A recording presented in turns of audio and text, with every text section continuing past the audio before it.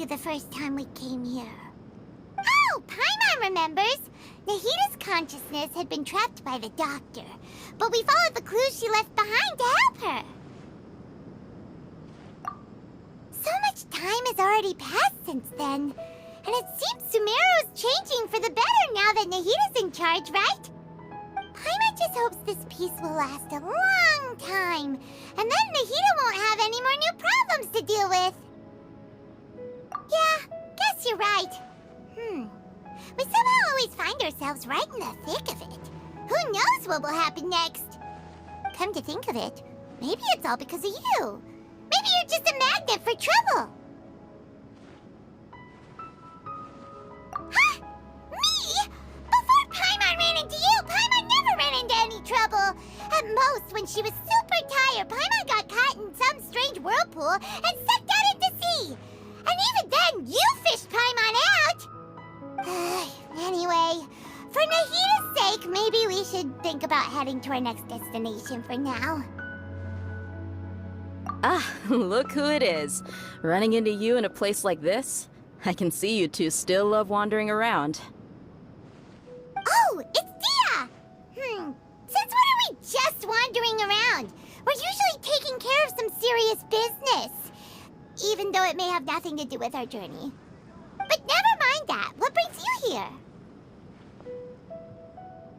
I just finished a commission in the desert for a usual client of mine. Nothing too interesting. Just escorting a shipment of goods. I'm on my way to report back. That's when I saw you two all the way over there, chatting away. What were you two talking about anyway? Huh? You serious? Can't say I saw that coming. But you are travelers after all.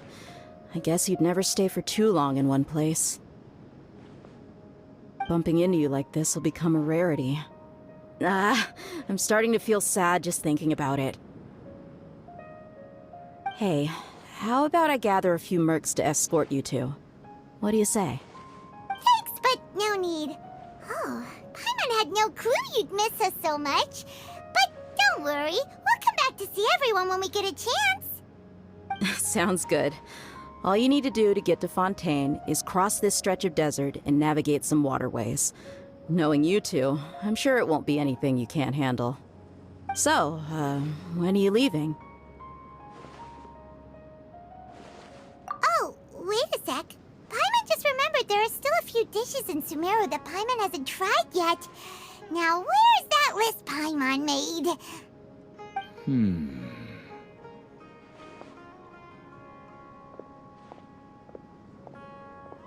I see. Guess you won't be needing a going-away party or anything. It's sad enough to see you go like this. Though, now that I think about it, Sumeru wouldn't be what it is today without you. Seems true heroes always prefer leaving quietly. By the way, should we go say bye to Nahita? Oh, good point. Then there's no need to bother her in the real world. Then, I guess this is goodbye for now, Traveler in Paimon. Whether as a client or a friend, you're always welcome to come find me. Goodbye, Dia. Bye-bye, Sumeru.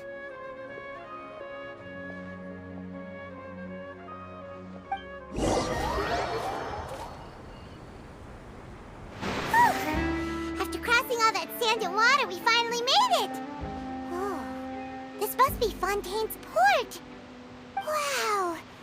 Everything looks so advanced in Fontaine!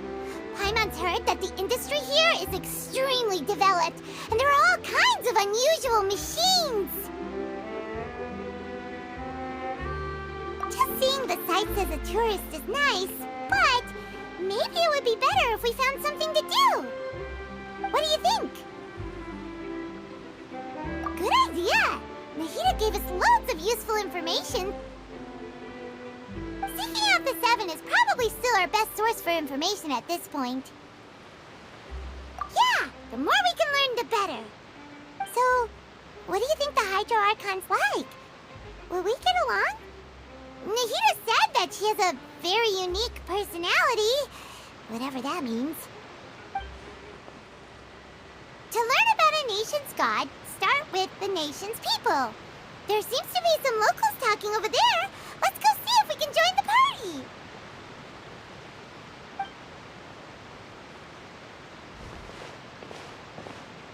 If you ask me, it's a tragedy how things ended for him. Clearly, he was a pretty decent person. Yeah, I didn't expect that kind of ending for him. I thought he would at least fight on a little longer for his family. I was expecting a sudden plot twist, but it's a pity that it never happened. Still, his story is quite the tearjerker.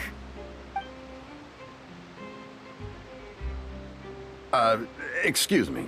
Can I help you two? I couldn't help but notice you standing here listening. Hi. We're travelers new to Fontaine, and we had something we wanted to ask, but you seem to be really busy talking about some kind of play, so we didn't want to interrupt. Play? Oh, no. We're talking about something that really happened. In fact, it's a case that was just heard a few days ago. Really? Like, a real trial? But the way you were talking about it and the words you used just now made it sound like some kind of story. Well, good tales are often based on true stories, aren't they? And what you see in reality may also be someone deliberately putting on an act while harboring ulterior motives. Whether something is true or not simply isn't that important. The main thing is whether the story being acted out on the stage is splendid enough. Oh, but it looks like you're not from around here. You probably don't know that the Fontaine Court of Justice is called the Opera Epiclese, or more commonly known as just the Opera House. But, shouldn't court cases be treated a little more seriously than that? Not to question Fontaine's way of doing things.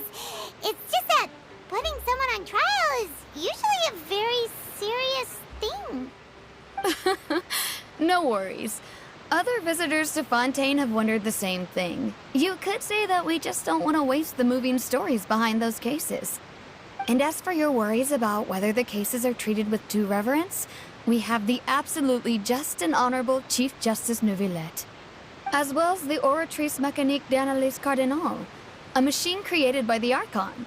Between the machine and the Chief Justice, false charges and injustice are a thing of the past now. Oratrice? Is it some kind of machine, too? Oh, Paimon's curious. We should check it out if we get the chance. Wait, Paimon almost forgot to ask you our question. Do you know what we should do if we want to meet the Hydro Archon? Oh, that's easy. Just go to the Opera House. Lady Farina practically lives there. You could definitely say it's her biggest passion. I think what they mean is that they wish to speak with the Archon personally. In that case, I'm afraid it's going to be a tad more difficult. You'll have to make an appointment well in advance, and it'll depend on whether or not she has any time slots available. Huh.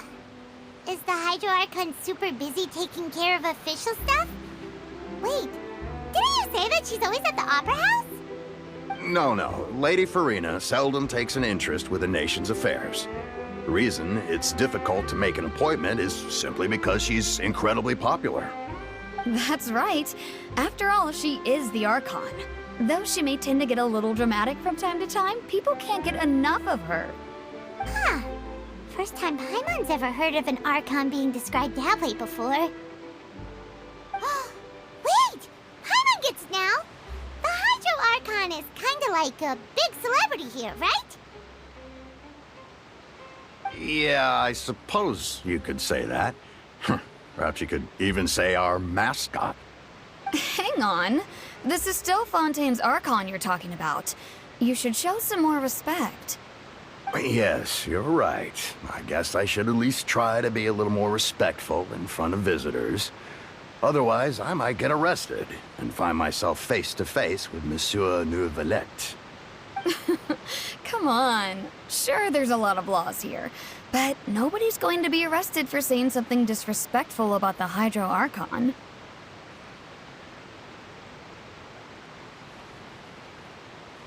Alright, I think we get it. Thank you! At least we now know that we can find the Hydro Archon at the Opera House.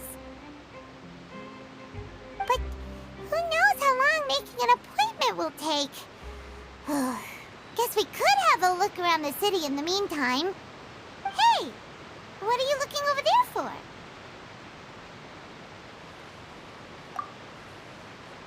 Huh. Maybe something's the matter. She isn't going to jump into the water, is she? Maybe we better go check on her.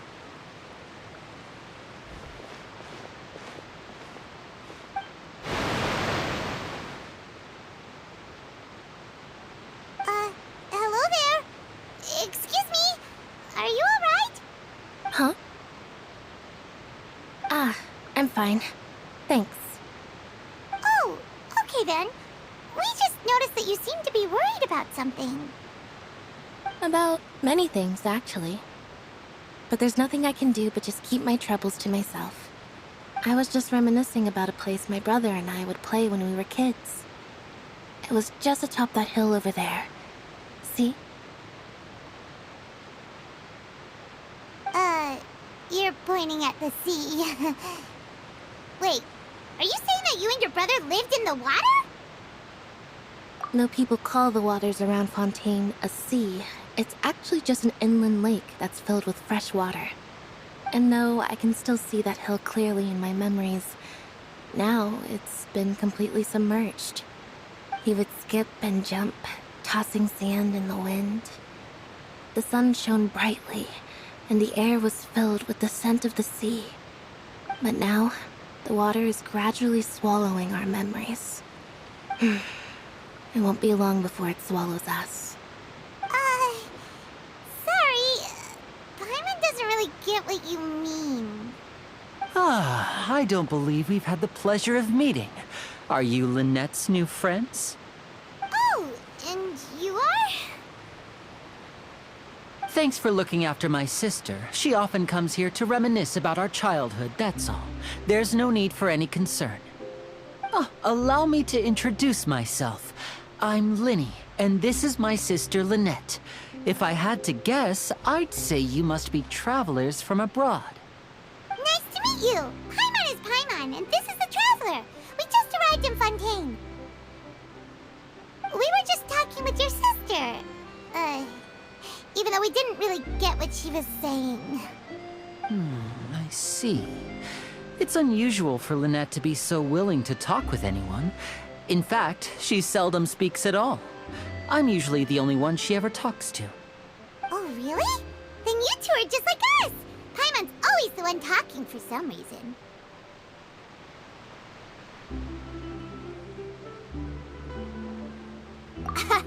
So that's how you think it is? I also think my brother can be too talkative at times. Seems you were right, Paimon. We are quite similar. So, what did Lynette mean just now when she said that the water is engulfing your memories, and that it won't be long before it engulfs you too? Oh, that. It's from a prophecy that's been circulating in Fontaine for some time now. Well, I suppose prophecy isn't exactly the right word, because that implies a certain amount of uncertainty. There's no doubt about what's happening in Fontaine now. Where to begin?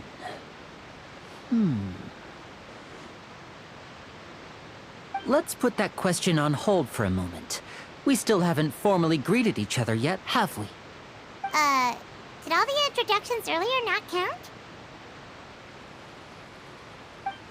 Hello, traveler.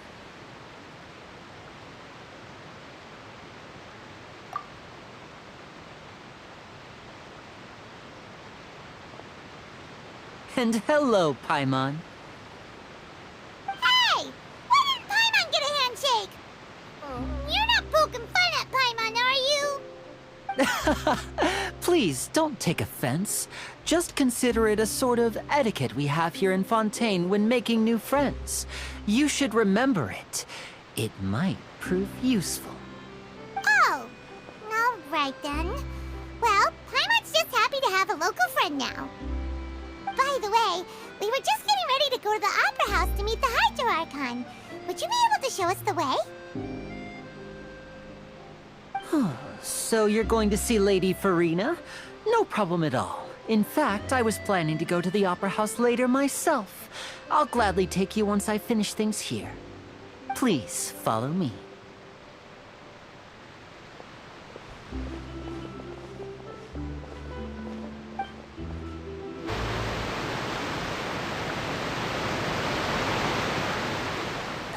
You said you were going to see Lady Farina? Well, it seems Lady Farina has come to see you.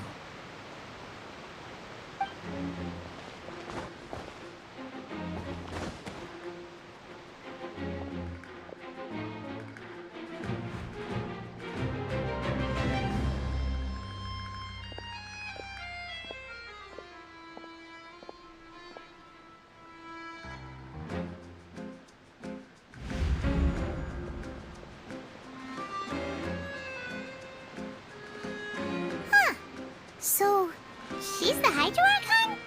But how did she know we were looking for her? My dear people, rich and poor, those with cup in hand and those with nothing at all, raise your glasses in celebration! If you don't have one, then just raise your hand in lieu.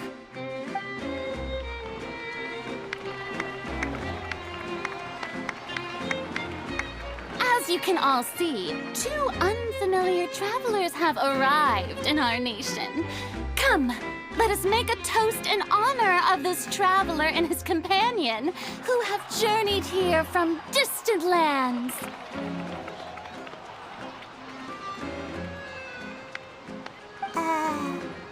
Is she talking about us?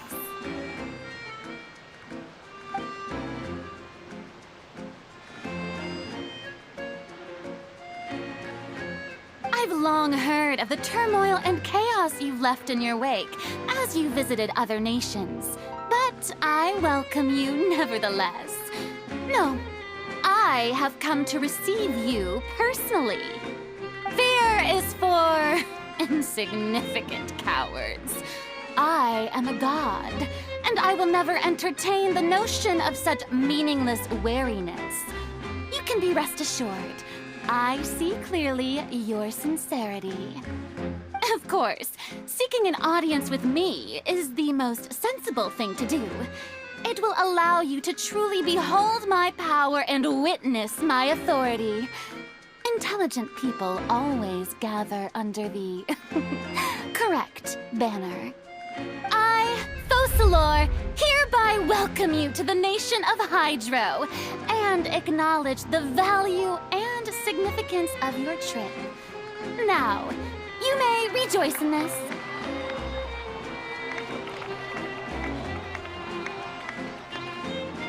Yeah, Paimon still can't believe it. Feels like we've only been here for a few minutes. But the Hydro Archon's entrance was, how should Paimon describe it? A little over the top? Miss Hydro Archon? How did you know we were coming? I see. As Outlanders, you inevitably lack even some of the most basic understanding. Don't forget that even the gods can be divided into the mediocre and the excellent. I suppose it's only natural for you to be awestruck by my abilities. You had best stop and consider. Do you really have the noble qualities and etiquette necessary to communicate with a god? All it takes is a flick of my finger for me to know everything about you. Whoa, talk about sounding high and mighty. Oh? What's with these looks? Perhaps the welcoming ceremony still isn't enough? What else should I say then? Is she waiting for us to start talking? Wow, I didn't expect to see Lady Farina here. What a surprise! Wait, does this mean they're the legendary blonde traveler? How did I not notice before? Hey, what's all the commotion? Oh, is that Lady Farina? Is there some kind of drama going on? Of course. That's the blonde traveler. The one all those stories are about. Lady Farina came here to personally see him. Oh, I bet this is gonna be the duel of the century. Ooh, I've got to see this. I knew Lady Farina would never disappoint.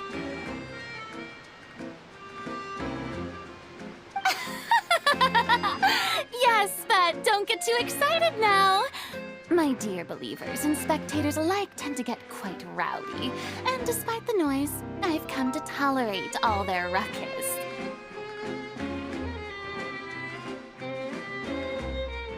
You may consider this my reward to all of you.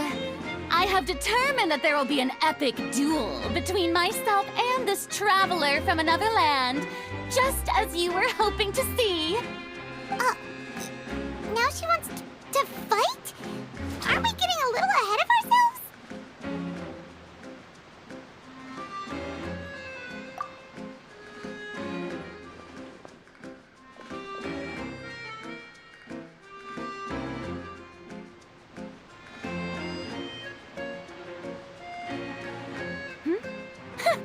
Are you not afraid? Might I remind you that this is a duel against the divine? What are you trying to do, traveler? Provoking a god in front of her people? Stand down, Clorend. I admire his bravery. Few have the courage to draw their sword against a god. He is obviously a true warrior. Unfortunately, people nowadays only crave to be thrilled, and a mere duel will not slake their thirst for excitement. Huh. Yeah, she's right. Just a duel wouldn't be all that interesting. On Araneus, criminals are always requesting duels to defend their honor. I'm getting a bit old, to tell the truth. You see. Then, as the god of justice, I shall face this traveler in another kind of duel. A duel in court! Whoa. All right! Now that'll be worth seeing! Right. This is Fontaine, after all. Such a grand opera house, it would be a pity not to use it. Why do you care so much about the crowd's reactions? Seems you've spent a little too much time in the opera house. Besides, how exactly do you plan to have a duel in court? You mean you're going to put us on trial?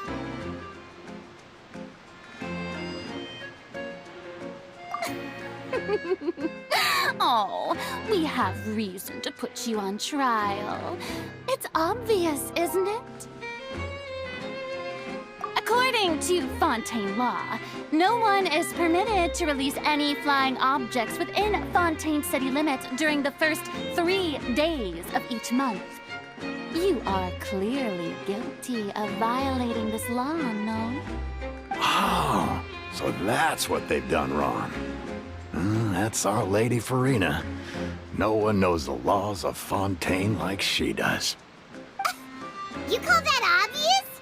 What kind of law is that? Wait, flying object? You mean Paimon? Precisely! Now, if you two have no objections, then in the name of the Hydro Archon, I order your arrest. My apologies, Lady Farina. I don't mean to spoil the fun, but if you would allow me to interject, I don't think that Paimon here meets the definition of a flying object. You tell her, Lyney! Finally someone who's not crazy. How could anyone call Paimon a flying object? Ah, great magician Lyney, my beloved citizen.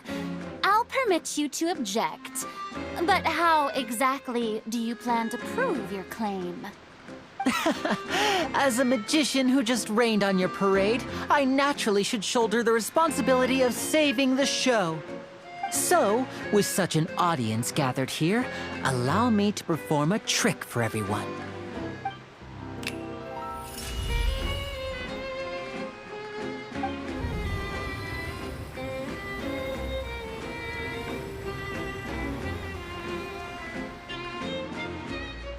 Ta-da! What's that on Paimon's back? Hey, when did you do that?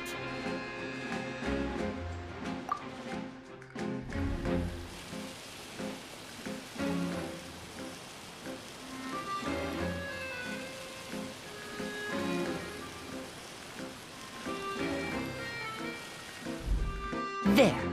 As you can all clearly see, Paimon should be classified as, well, something like a balloon. This rope has been in the traveler's hand all along. It was just that no one could see it before. Huh? You call that magic? You've got to be joking. I thought it was pretty good. Nice one. Huh. I'm not sure what to think. It seems Lady Farina's charges no longer hold water.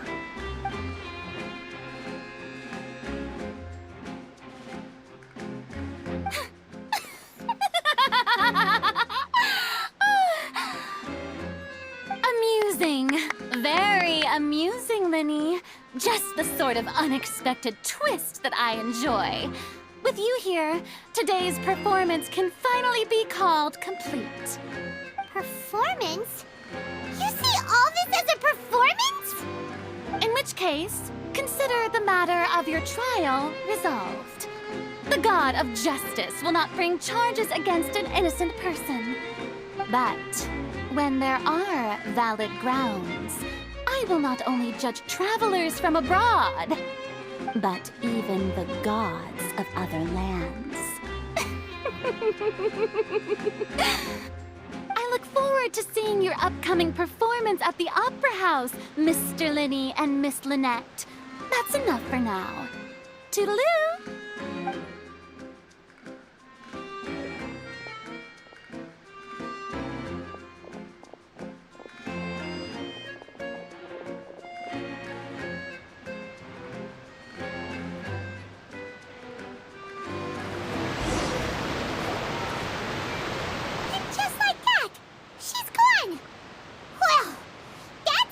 Unpredictable Archon Paimon's ever seen. You never even had a chance to ask her anything. But that's a problem for future Paimon. That whole scene just now was really... Don't mention it. I just happened to remember that there was such a law, so I did a little preparation, just in case. I didn't think it would actually come in handy. So, now do you see what kind of god Lady Farina is? She can be a bit confusing at times, but she is still amenable to reason.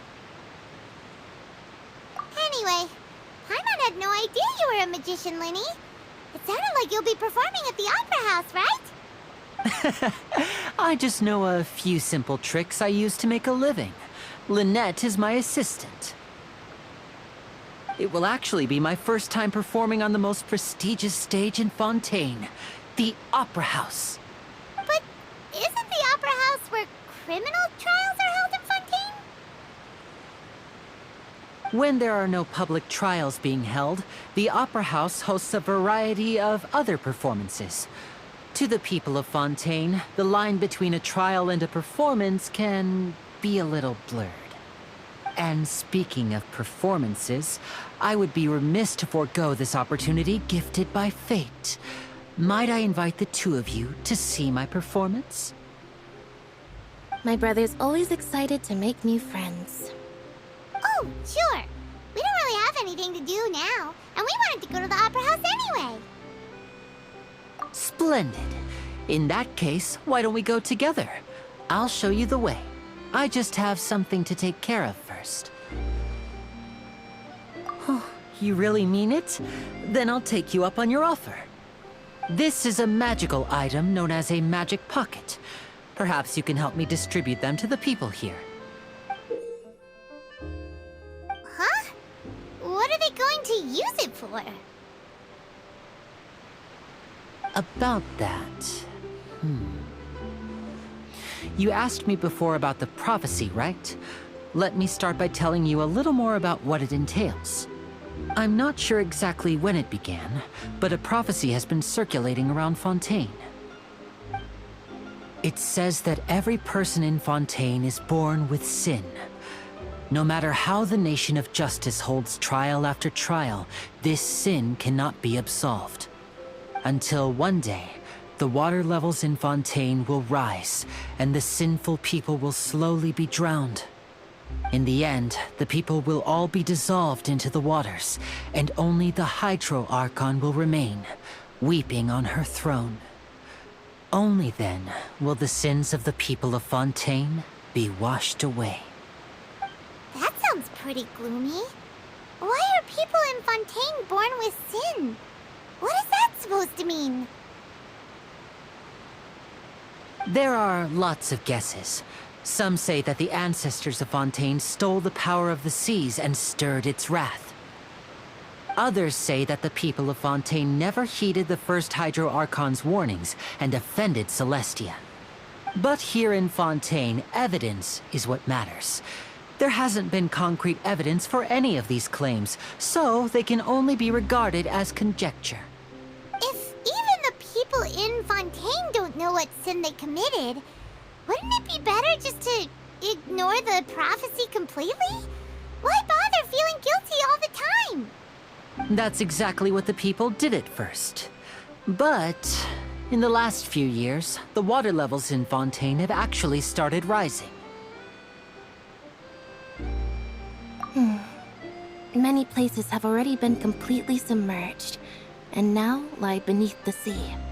Many people carry on with their lives as before and shrug it off as a natural phenomenon. But my family and I think that the people of Fontaine shouldn't ignore the possibility, which would end up sentencing them to death. We hope that at least the people who reside near the waterfront can move away before it's too late. So, we've started distributing magic pockets to them. As a magical item, these magic pockets have astonishing capacity. I'm sure they will come in handy when people are moving their belongings. Oh, Paimon gets it! It's like preparing for a rainy day! But this is more than a bit of rain.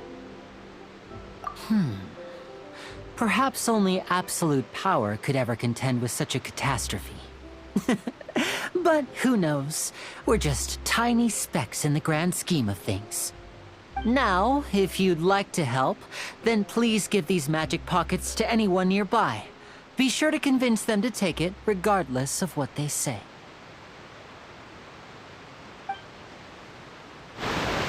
What's this? So you also believe in the prophecy. Keep it. I won't have any use for it. What? You mean you don't believe in the prophecy? No, I believe in the prophecy. But I also believe in another story. The story says that people once lived in the ocean. They were one with the ocean and couldn't live apart from it. But as time wore on, people desired to live on land and developed blood vessels, encapsulating the sea within their bodies. Thus could people set foot on land. So, if you ask me, when the water rises and takes us all, it'll be like we're going home. Oh, we hadn't heard that one before. But people can't live underwater. They'll die. You should probably still take it. All right, I'll take it. I guess I just feel that being dissolved into the water doesn't necessarily mean death. So you're the blonde traveler that everyone's been talking about. My apologies for not recognizing you earlier. Oh, a magic pocket?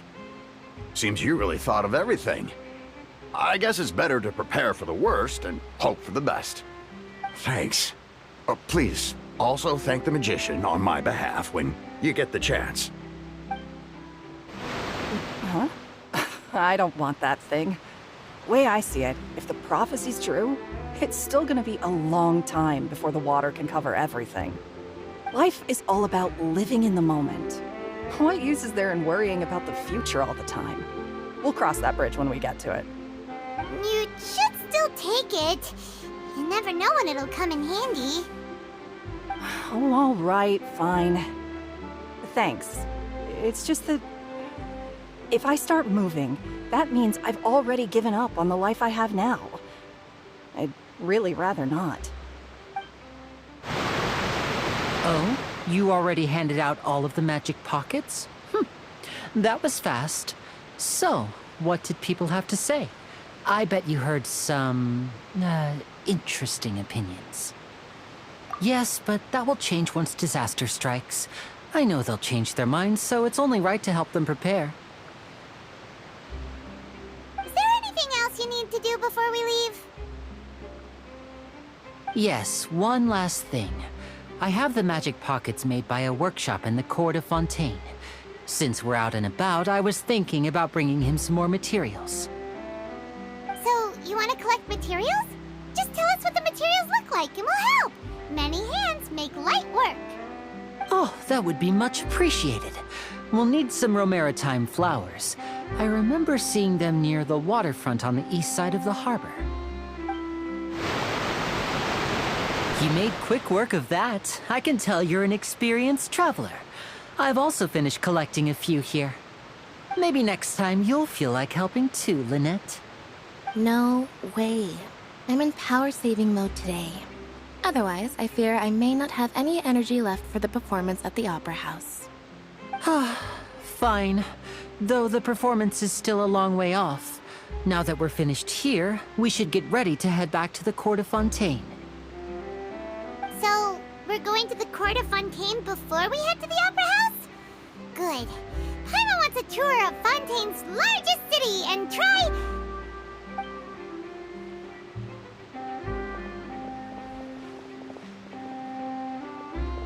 Wait, shh. Have you noticed that person over there? The young girl. Huh? What's wrong with her? Paimon didn't notice anything. She's obviously a thief. Magicians and thieves practice similar methods. We divert attention, and a distracted audience is one that won't discover what you're really doing. Watch her movements carefully.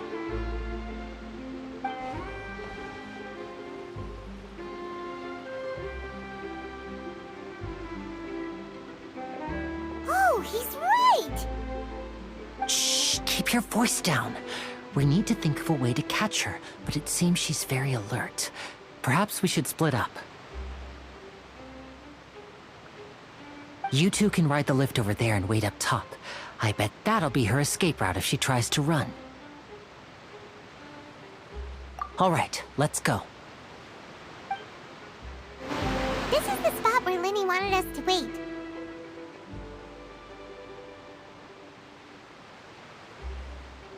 Oh, look! Isn't that her?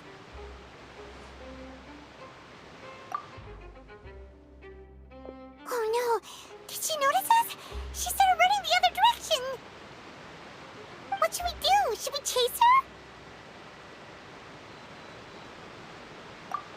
You're right. She might also be trying to lure us away.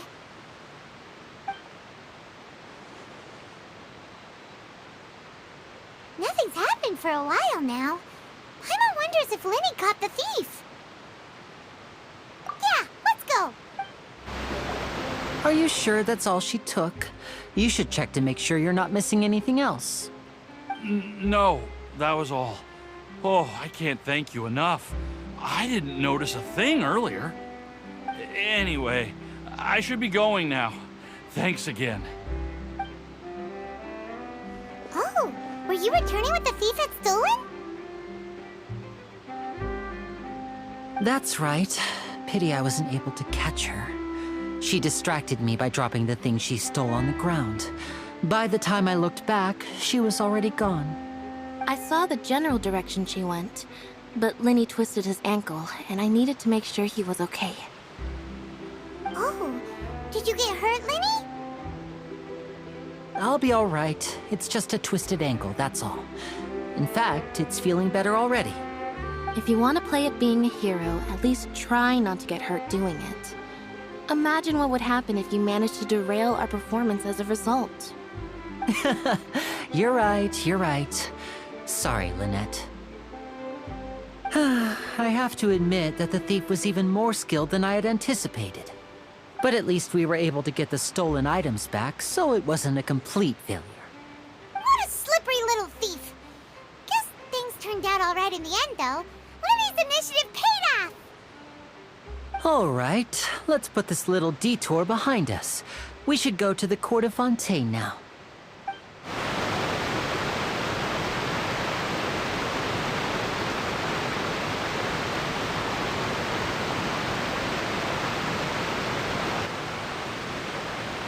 So, we ride this thing to go into the city?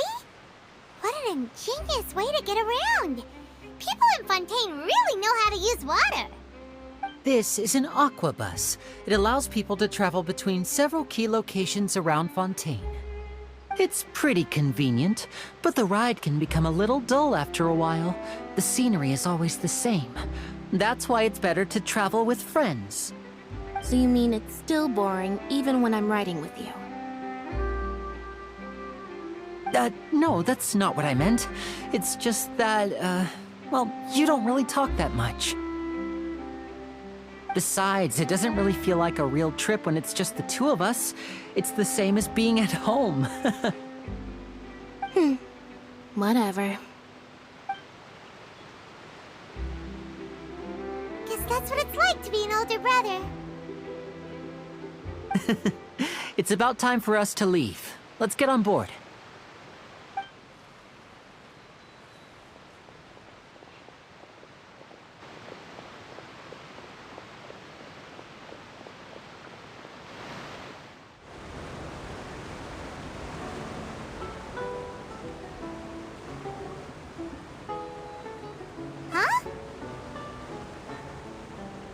What?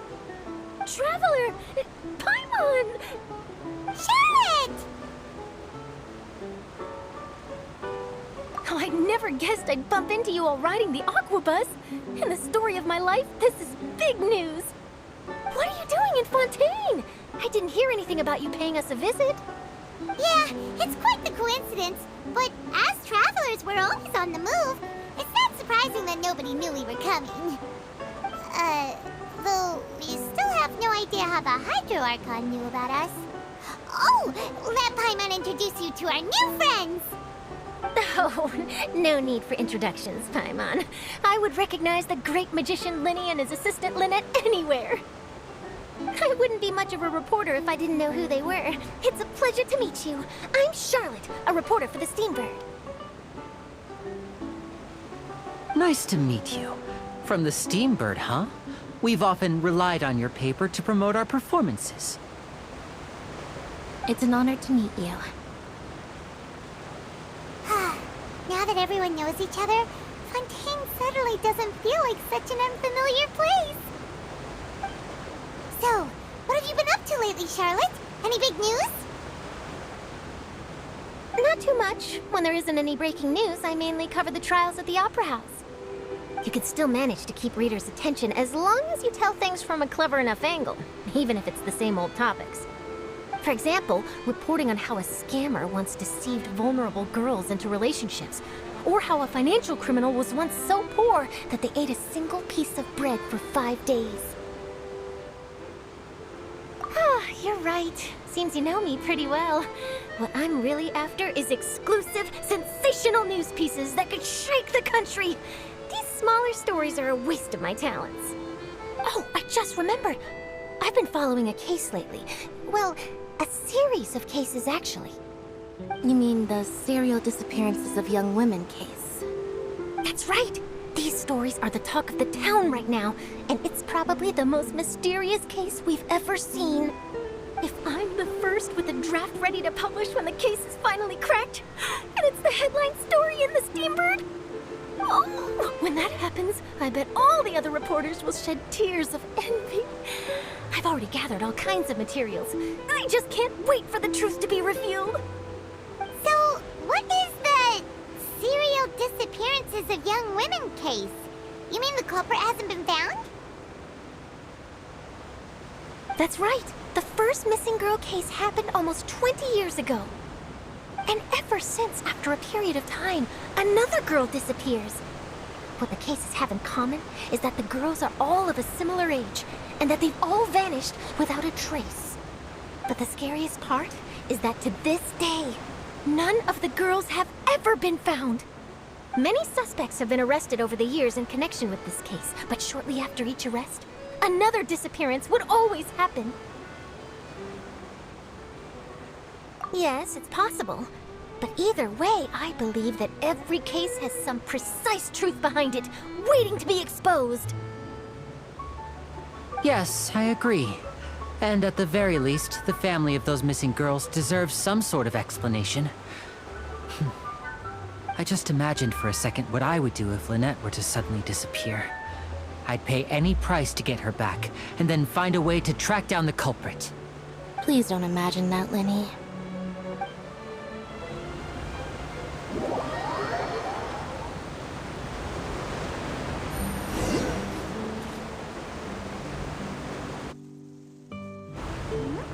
Hey, we're almost there! Look!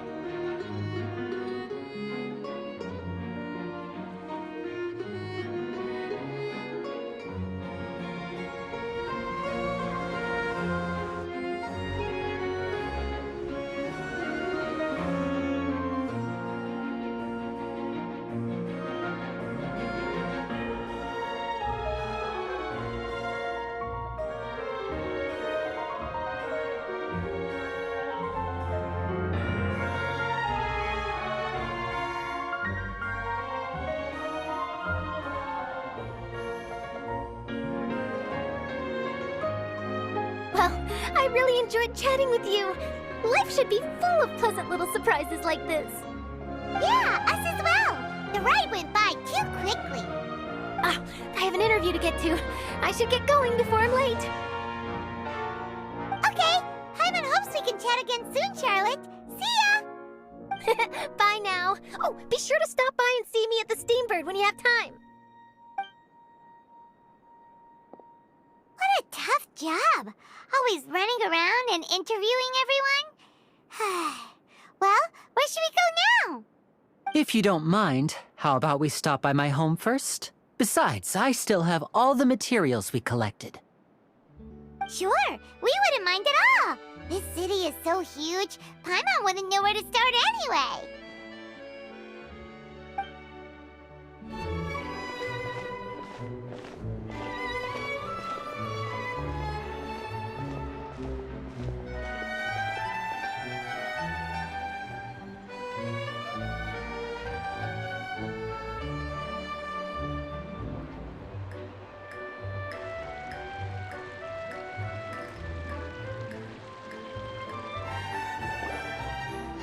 This is our current abode. Ah, Fremine, you're home. Where did everyone else go? I have some new friends that I would like to introduce. Oh, they all just went out a moment ago. I see. Everyone is getting busier now that Father will be returning soon. I suppose that can't be helped. Allow me to introduce you to my little brother, Fremine. He is a phenomenal diver. Hello. Nice to meet you. Paimon is Paimon, and this is the Traveler. Oh, you sound very proud to have a diver as a brother, Lyney.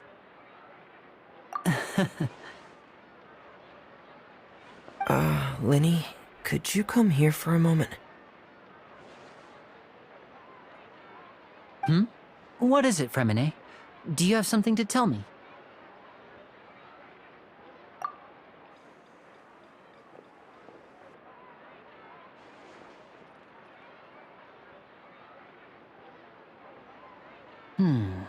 Okay, I see. Is everything all right? Oh, it's nothing. We were just discussing a little housework. Sorry for the interruption. Oh, before I forget, the Traveler and I collected more materials to make magic pockets. Were you able to get any, Fremine? Yes, I went diving and gathered lots of materials. I was about to give them to you. That's our Fremine, always quick with the underwater work. All right, I'll take these to the workshop.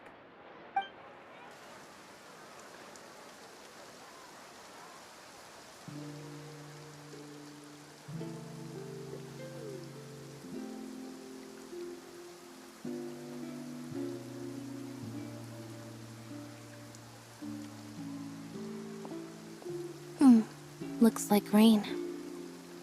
Oh, you're right. But wasn't it clear and sunny just a moment ago? Fontaine's weather sure is weird. I'm afraid that's just how it is here. It often rains on days where there are trials being held in the Opera House, but don't worry, it'll clear up soon enough. What's wrong, Fremine? There's a legend about the rain that I tend to believe. It's said that a dragon of water once resided in Fontaine. Though we don't know where the dragon went, every time it weeps, the skies will cloud up and pour out rain. When I was a child, my mother told me that if I wanted to go outside and play, I should yell toward the sky at the top of my lungs. Hydro Dragon! Hydro Dragon! Don't cry! If it's an elemental dragon, then having the power to make it rain wouldn't be very unusual. Let Paimon try something. Hydro Dragon, don't cry!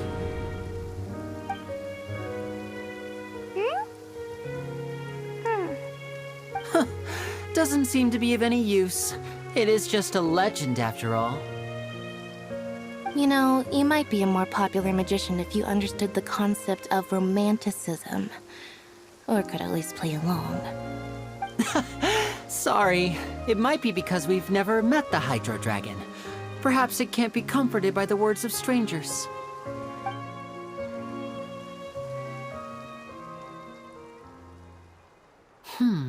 It rained for longer than I suspected. Oh, it's already getting late. Was there something you needed to do, Lyney? Yeah, some preparations for the show at the Opera House. I need to find a way to catch the last aqua bus of the day. On the day of the performance, just ride the aqua bus to the island of Aeneas. I'll have Lynette meet you at the fountain in front of the Opera House. Oh, are you leaving now? What is it, Fremine? I'm in a hurry. Oh, I get it. You feel nervous delivering the materials for the magic pockets, is that it? Perhaps we could trouble the Traveler to help us take these materials to the Beaumont workshop and deliver them to the owner there? I'm afraid that Fremine can be quite introverted, and the boss there tends to be pretty talkative. Fremine has always been a little afraid of her. No trouble at all! Don't worry, we're on the case! Sorry for the inconvenience. I'm quite useless when it comes to such tasks. I'll think of a way to make it up to you. Oh, no need! This'll be a walk in the park for us!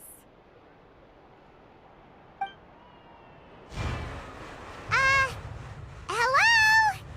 Is there anyone? Oh, hello there. New customers? Looking to buy, or do you need something made? Or perhaps you're just looking for a chat with me. Oh no, we're just here to deliver some materials. Here they are. They're for making... what were they called again? Ah, these must be for magic pockets. I could tell right away. I've already made several orders worth now. No need. They've already prepaid several batches worth. When they told me what they'd be using them for, I even offered them a discount. But they insisted on paying the full amount, saying that I had a business to run. It seems both their hearts and their pockets are made of gold. Whoa. So, is Lyney actually loaded?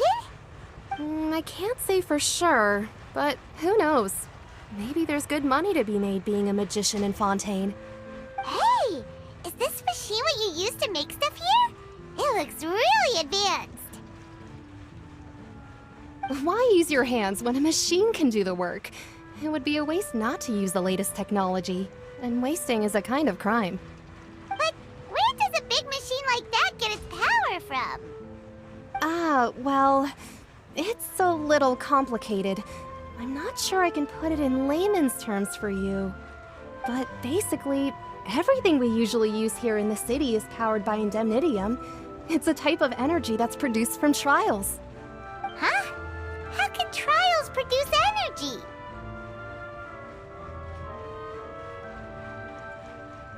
Well, I'm not completely sure of all the details myself, but basically, when a trial is in session, the Oratrice Mécanique d'Analyse Cardinale harvests people's belief in justice and converts it into energy to be used all around Fontaine. So that's what its other function is? Paimon heard that the Oratrice was created by the Archon to make judgments. But Paimon still doesn't get it. How could something unreliable like people's beliefs be turned into a stable power source for these machines? Oh, yeah! So that means the Hydro Archon relies on the machine to take the energy created by belief and turn it into power for all of Fontaine, right? Even though I've never heard anyone really put it that way before, it sounds like it makes sense.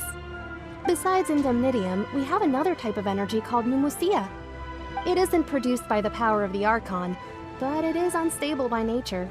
Even now, it still cannot be widely used by civilians. I thought I'd find you hard at work, but here you are chatting the day away. Since you're already talking, I'm sure you wouldn't mind a few words with me. You again? Didn't I already promise you that I'd have the more I owe to Confrerie of Cabriere by next month? Why are you hounding me now? Yeah, but how do we know that you won't go running off by the end of this month? I want 50% today. Wait, no, 70%.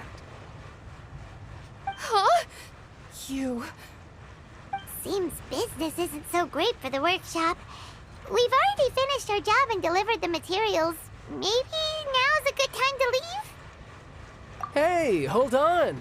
Before you go around trying to collect payments, why don't you settle your own debts first? If Confrerie of Cabriere wants to poach clients from Northland Bank, that's fine. But I'm afraid you still owe the bank a hefty sum of mora. So why don't we work things out between us first, before you get back to your little conversation here? You're from Northland Bank. But we said we'll pay everything we owe next month. Why are you hounding me now? Traveler, Paimon! I didn't think I'd run into you here in Fontaine. What are the chances? We're surprised to see you too! What are you doing here in Fontaine?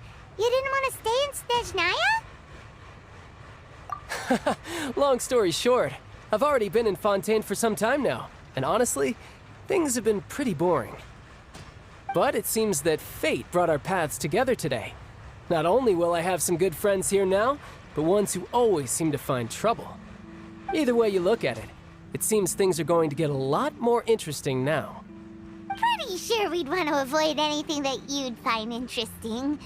Besides, our trip here has gone pretty well so far, right, Traveler? Hey, you, Northland Bank boy. Aren't you forgetting something? Don't interrupt. It's not often I run into the Traveler like this. Why don't you wait for me over there for a while? You kidding? Aren't you the one looking for us? You really expect us to sit and twiddle our thumbs while you catch up with your friends? Listen to me, boy. If you want your mora, fine. Why don't you come and take it? Hey, I just said not to interrupt. Oh, by the way, Traveler, the last time I took Tonya and Tusser ice fishing, Tusser said... Hey! That's way over the line! All right, boys, let's see who has to pay up now! Can you at least let me finish one sentence? Fine. Though the bank told me not to get rough with our clients. You're the ones who started it. This is an act of self-defense. You two will have to be my witnesses, okay? I'm sure this won't take long.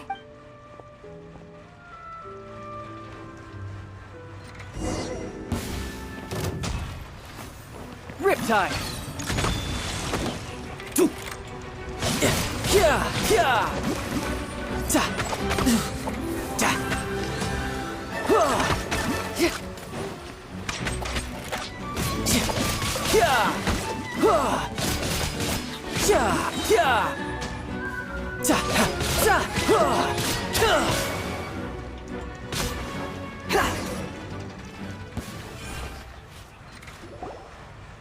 Oh, what's your deal, Brad? How are you so strong if you're just a staffer from Snezhnaya's Northland Bank? Wait, don't tell me you're... Oh, now you notice. It's a little late, don't you think? Just make sure you understand that you don't mess with Northland Bank. Got it?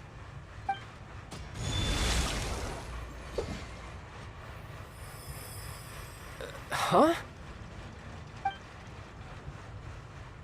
Now's my chance!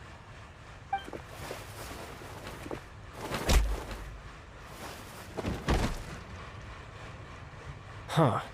That was weird.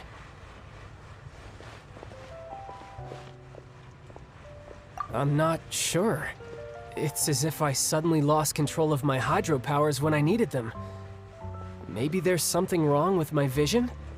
Strange. How could that happen? First time Paimon's ever heard of someone losing control of their vision. Never mind. It doesn't matter. If I want to stay sharp, I shouldn't be relying too much on my vision anyway. Besides, I always have my delusion in case I need it. So what are you doing in Fontaine, child? And don't say it's work for Northland Bank. Well, I guess it's because I've been in a bad mood lately. Huh? What kind of reason is that? Wait, since when do you feel down about anything? I don't know. Maybe I still have a lot to learn about myself. But recently, there seems to be some sort of restless power stirring inside of me. And I don't know why, but every now and then I feel like I'm in a terrible mood. Maybe you losing control of your vision just now is connected with that power you're feeling inside. That is a possibility.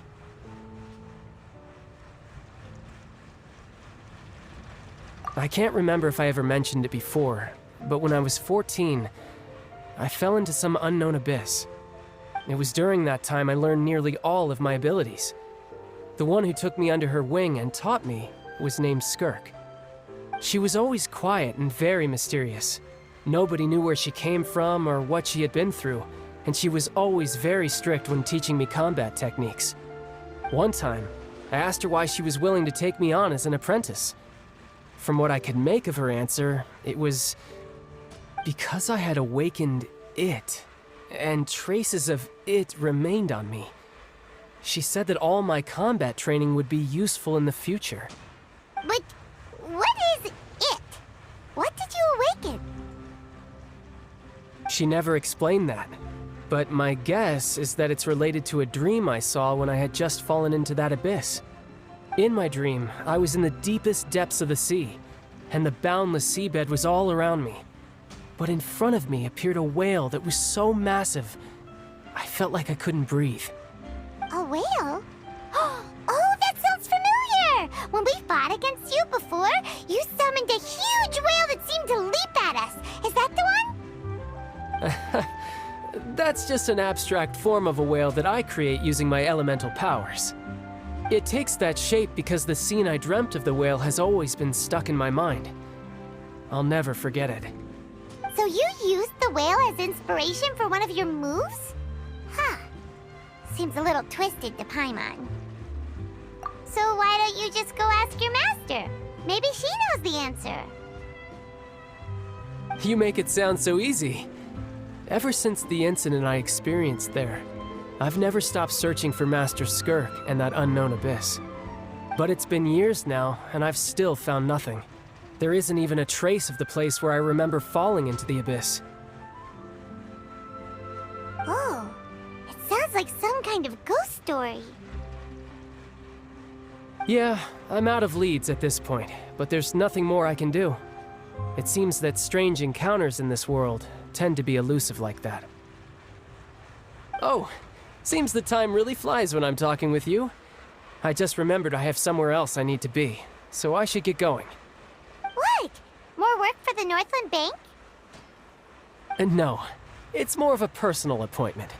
Lately, I've been sparring with some of Fontaine's official champion duelists whenever I'm feeling bored. Official champion duelists? You mean it's their job to duel? Yep. In Fontaine, before a criminal goes to court, they're given one chance to defend their honor by requesting a duel with an official champion duelist. The champion duelists are all-powerful fighters selected from among the nation's best. And the duel itself is a no-holds-barred fight with no specified stopping point. So engaging in such a duel is regarded as a symbol of defending your honor. If a criminal manages to win the duel, they'll be acquitted. But if they lose, they'll have no choice but to stand trial. And the worst-case scenario is that you're simply killed in the duel. Though it's rumored that Fontaine has a death penalty, from what I can tell, no one has ever been officially sentenced to death. So really, the only people who opt to duel are those who have suffered a grave injustice in being accused, or those who greatly value their honor. Otherwise, why gamble with your life? So, do many people actually get out of their trials by winning the duel? Apparently, it's exceedingly rare for anyone to actually win. Fontaine probably enacted this system as a way to show that the nation respects the honor of its citizens. Besides, none of the champion duelists are to be trifled with, which is exactly why I was itching to face them as soon as I got to Fontaine. Apparently, the one I'm meeting today, Clorinde, is the strongest of the champion duelists. I had been asking her for some time before she finally agreed to face me today. Well, that's child for ya. Paimon feels like we heard that name somewhere before. Clorinde. Oh, before I forget, I want you to have this. Huh? Your vision? You're seriously just giving it away? I'm just worried that it could become uncontrollable again. I'd be pretty upset if it got in the way of my duel, so I think I'll be better off without it for now. Besides, I just need you to hold on to it for a short while. I'll come retrieve it when I have some time later. Paimon knows what you're up to. You just want an excuse to come talk to us again, don't you? Whatever gave you that idea? I'll be in touch later.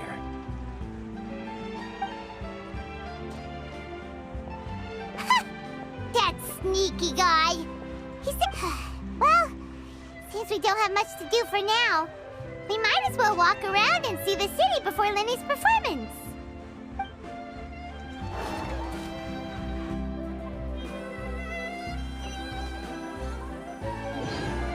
Wow! Who could have seen that coming? The reporter who was barely around for most of the story was the murderer all along! Sorry. Paimon was just surprised, that's all. Paimon never thought the whodunits here in Fontaine are a lot different than the light novels you see from Yai Publishing House. Both have their merits, but Paimon thinks this style of novels are more, well, novel. It's so exciting to reach the moment when the mystery is uncovered, especially in the one Paimon was just reading. You should buy a copy and read it too. Oh, sorry about that. Paimon will be more careful next time. Hey, shouldn't we be heading to the Opera House to see Lyney's performance soon? It's almost time for the show to start, so we should get going. Whoa, now this is fancy! The Opera Epiclese. What a place to hold a performance! No wonder Lyney and Lynette were looking forward to it. Huh, looks like there's a lot of people standing around the fountain up ahead. Oh, Archon, please bless us with a bright and healthy child. We pray. I don't know why you always feel the need to ask so much. I'll be happy as long as our child is healthy and lives a peaceful life. I guess if they're our kid, then there's no doubt they'll turn out smart. Maybe this is one of the customs in Fontaine. There sure are a lot of couples here. Vache. What's wrong? Vache. Vache. No, Paimon didn't say anything. Are you hearing things? Welcome to the Fountain of Lucine. All the water flowing through Fontaine converges here. It's custom. Lynette! You scared Paimon! When did you get here? Lyney asked me to wait here for you, remember? Right. What do you mean? There are a lot of people here right now. Hey, you're not trying to scare Paimon, are you? Besides, it's the middle of the day. It's not the time for eerie things. I see. I might be able to tell you something that could help explain the voice you heard. In fact, you might not be imagining things at all. I suspect that what you heard is a result of your hypersensitivity to the hydro element. Others in my family have had similar experiences. It's because of his sensitivity to the hydro element? But what would hearing a voice have to do with elemental power? When do you cry, Paimon? Wait, what? What does that have to do with anything? Just answer me. When do you cry?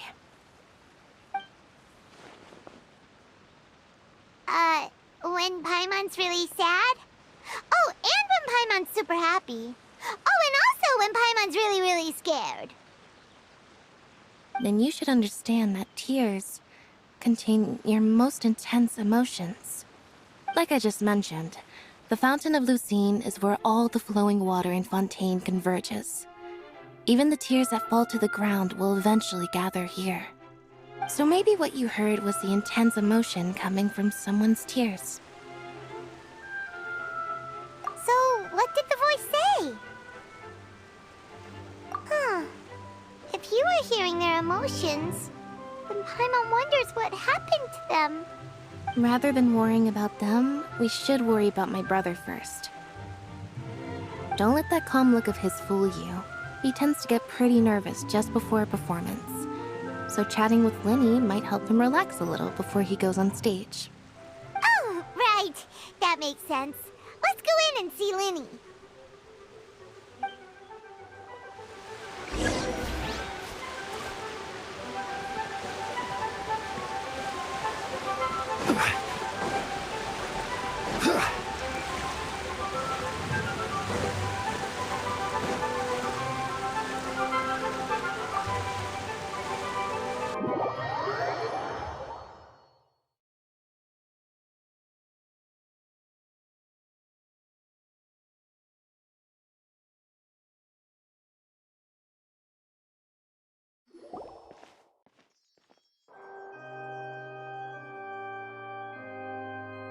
Traveler and Paimon, good to see you. I knew you two would come. Are you kidding? We wouldn't miss it for the world. We've been looking forward to it. I can tell, judging by how early you've arrived. But you're actually right on time. The audience still hasn't started entering the venue yet, which means now is the perfect chance for us to take you to the best seats in the house. Wait just a moment. I'll fetch the tickets.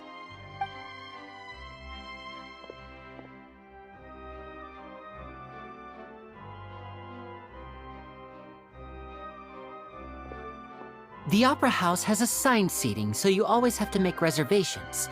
I've already reserved your seats, and here are your tickets. Ooh, front row seats! Thanks, Lyney! Don't mention it. There's no need to keep thanking me. Hey, Lyney! Could you come over here and take a look at this? Oh, I'll be right there. Seems there's an issue with the stage props over there. That's Cal, my assistant, calling me. I'll go lend him a hand. Yeah, we'll just go to our seats. You go ahead, Lyney.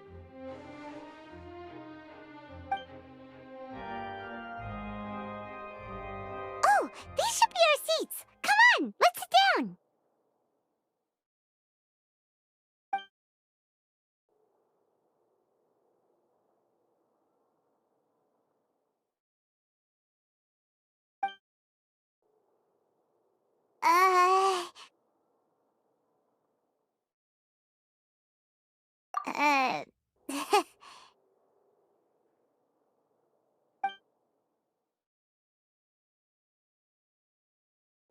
Hey, Traveler. Maybe we should strike up a conversation with the person next to us.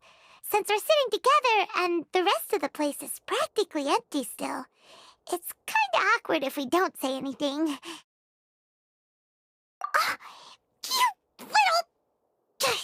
Of course you put this on Paimon! Excuse me, I did not realize you felt awkward. I am terribly sorry. I would be perfectly happy to chat with you if that is what you would like. Oh! So you heard all of that, did ya? Boy, you sure have good ears. Paimon thought she was keeping her voice down. Wait, that's not it. Paimon's... Sorry. Paimon's the one who was being rude, talking under her breath like that. So, let's talk, but, what should we talk about? Oh, Paimon's got it. You're also here early and sitting in the front. Are you a friend of Lyney's too? A friend, you say? Well, if Mr. Lyney would like to be my friend, I would be more than happy to reciprocate. Oh, so you're not friends with Lyney then? Oh, this is getting more awkward by the second. Paimon nearly forgot to make her introduction. Nice to meet you. Paimon is Paimon, and this is the Traveler. We just arrived in Fontaine.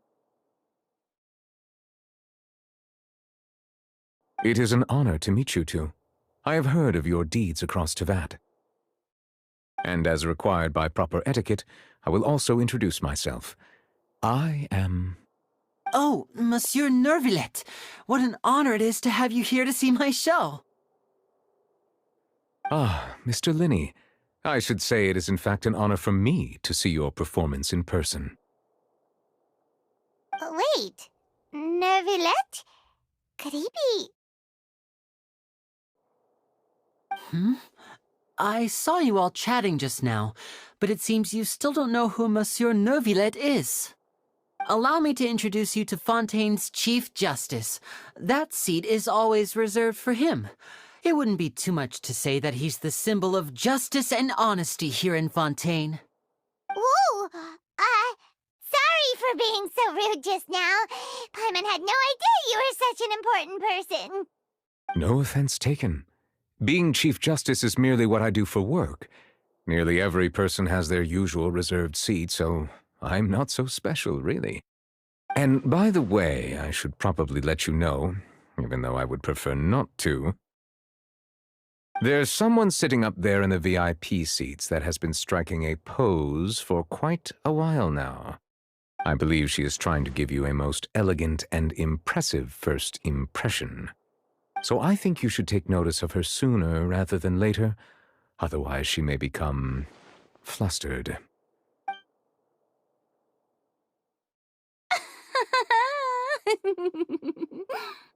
Huh?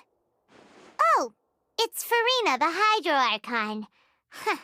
She sure has a smug and satisfied look on her face. Guess she has no idea that you saw right through her act. Very good. That is for the best. No need to pay her any more attention. We may now enjoy the show. Huh?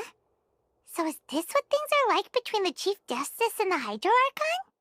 All right, please wait just a moment longer.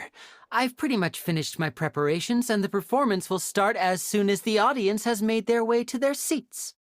Yay! The show's finally about to start! Paimon can hardly wait! Paimon's never seen a real live magic show before!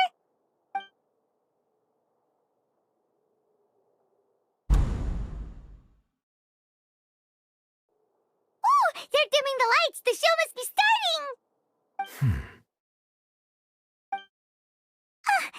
Sorry. Paimon will try to stay quiet.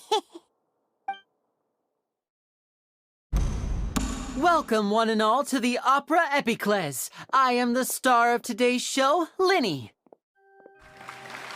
And over here is my sister, Lynette, who will be working as my wonderful assistant. Please, let's give her a warm welcome. Hello, everyone. I know she may seem to be a little sleepy right now, but that's just a sign that she's nervous. Whatever.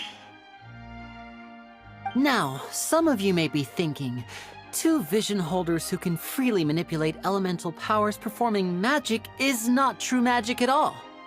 So, I would like to take a moment to assure you that elemental powers will have nothing to do with what you will witness on the stage today.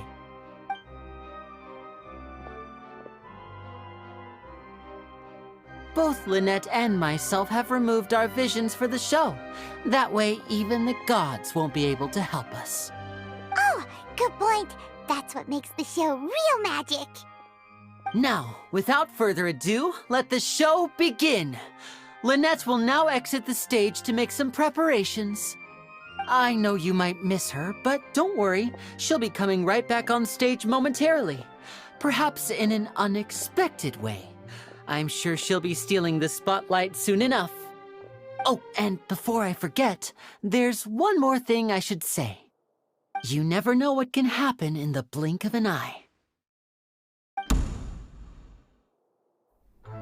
A magician's greatest skill is making things disappear or appear. The possibilities are endless.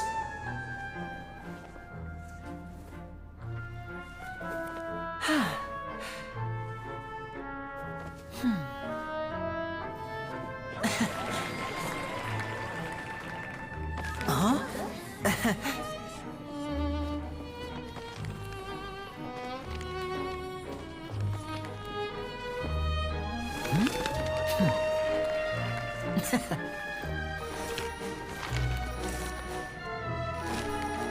But this isn't what you came for. These little tricks, you've seen them all before. So it's time for something truly extraordinary, don't you think? This one's a little tricky.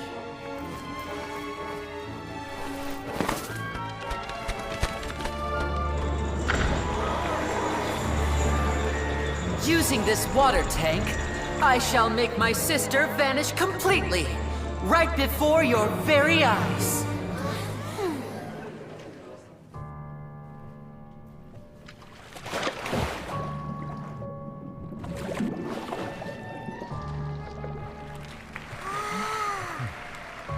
It's actually quite simple. She'll just turn into air bubbles and float right out of the top.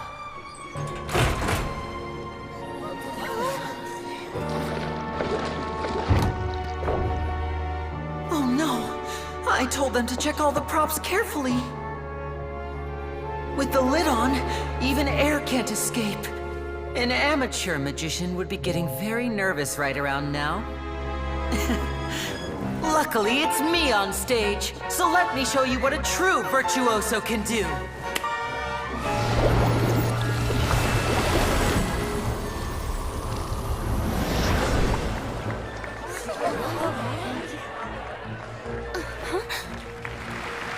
Lynette, are you still there? Don't go too far. We don't want to use up all our magic. Hi, I'm back. Uh-huh.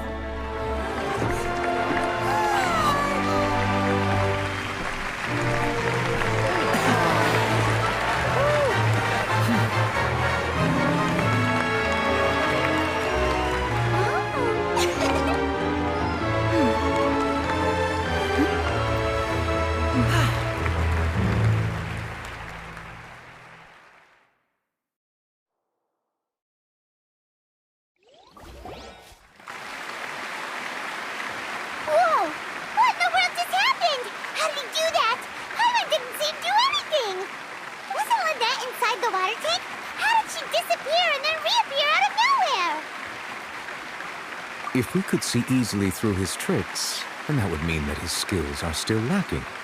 To appreciate magic, you should focus on the show happening on stage, rather than getting caught up in trying to see that which has been intentionally hidden. Guess you're right. Paimon couldn't believe her eyes when Lynette reappeared.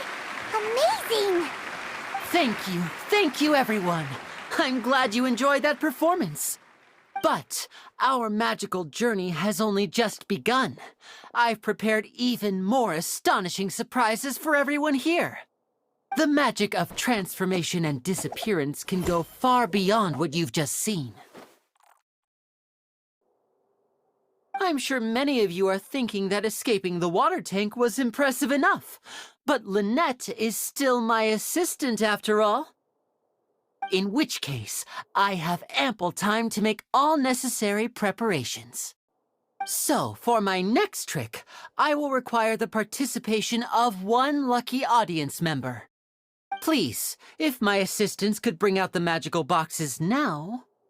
There are 2 boxes and only 2 boxes. One is here, and one is there in the aisle among the audience. I'm sure many of our clever audience members have already guessed our next magic trick. A swap! Our lucky audience member and I will each enter a magic box. After 1 minute, we will each emerge from the opposite box. Now please, everyone pay very close attention to the box you see here. Don't give me any chance to make a move. Wow! How's he gonna do this? Hey, do you think this is all magic tricks, or does Lyney have actual superpowers? The lucky audience member will be generated by this random number selector. It selects numbers entirely at random. Even I don't know who will be chosen to participate. Now then, let's begin. Let me see. Oh, row 7, seat 3. Congratulations! You now have the chance to experience magic firsthand for an entire minute. Please, come forward. My assistant will take you beside the magic box. I'm sorry, it might be a little cramped inside, but no need to feel nervous. We've carefully arranged everything for you to be as comfortable as possible.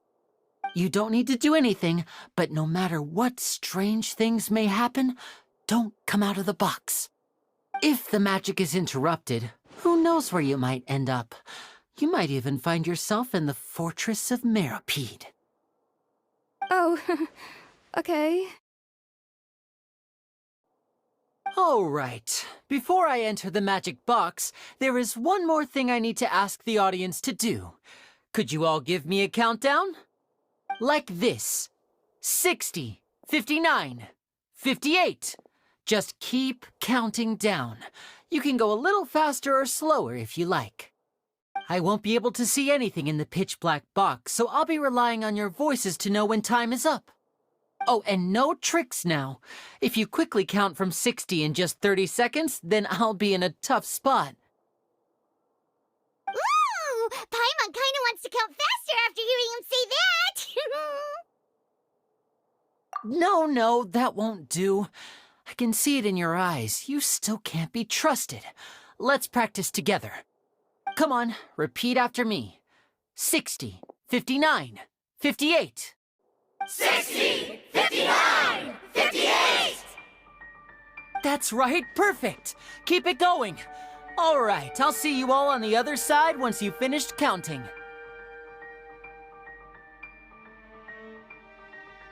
$54, $53, $52? Huh? Why aren't you counting, Nervalet? I am counting in my head. I think things are exciting enough in here as it is.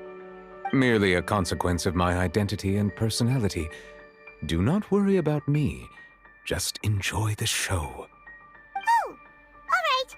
You look so serious that Paimon thought you might be feeling uncomfortable or something. 40, 39, 38! Mr. Lyney, are you all right in there? Is everything ready? Yes, I'm fine. I'm just double-checking the direction of the magic. It would be a disaster if we get sent to the wrong places. For example, mid-air right above the audience. Even though he's saying that, Lyney doesn't seem nervous at all.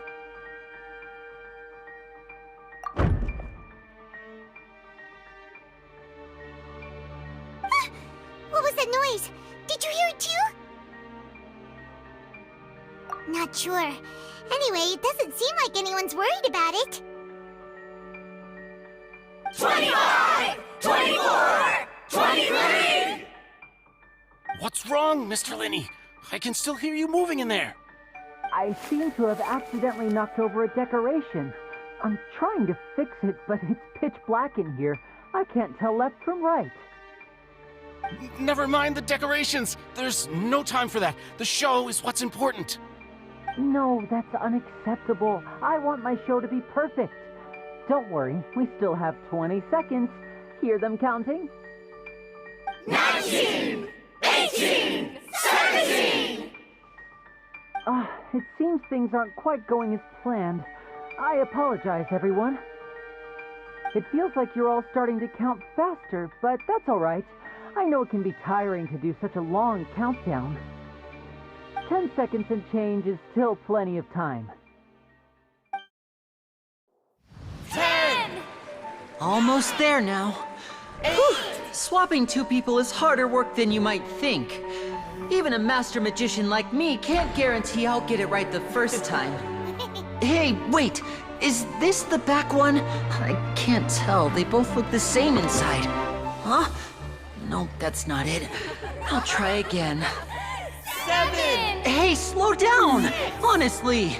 5! 4! 3! Whoops!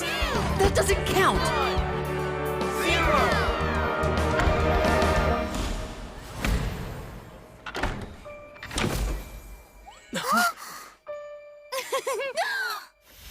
Ta-da!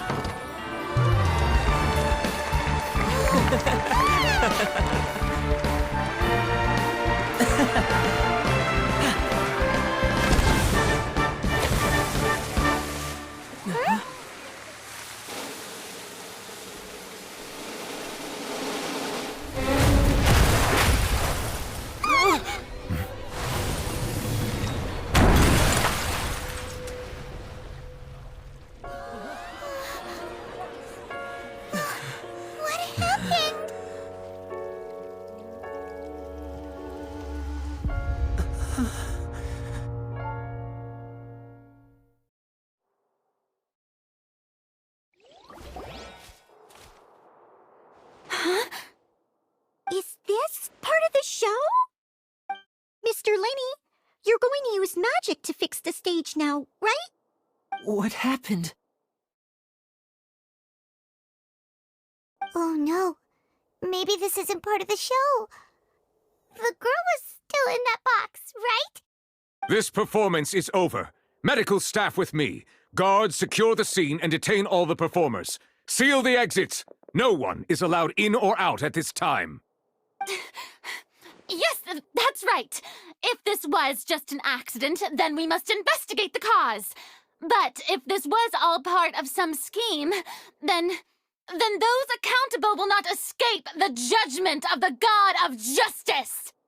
No need to be alarmed, you two. We'll get to the bottom of this soon enough.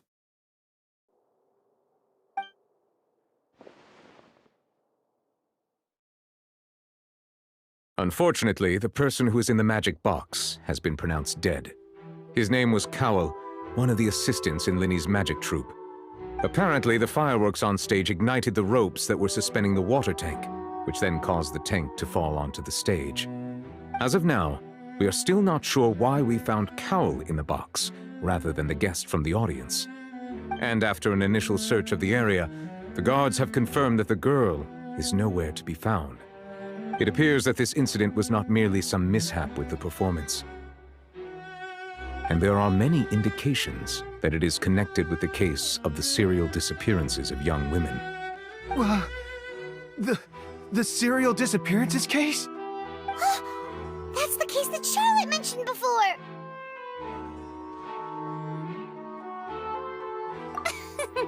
I know the truth.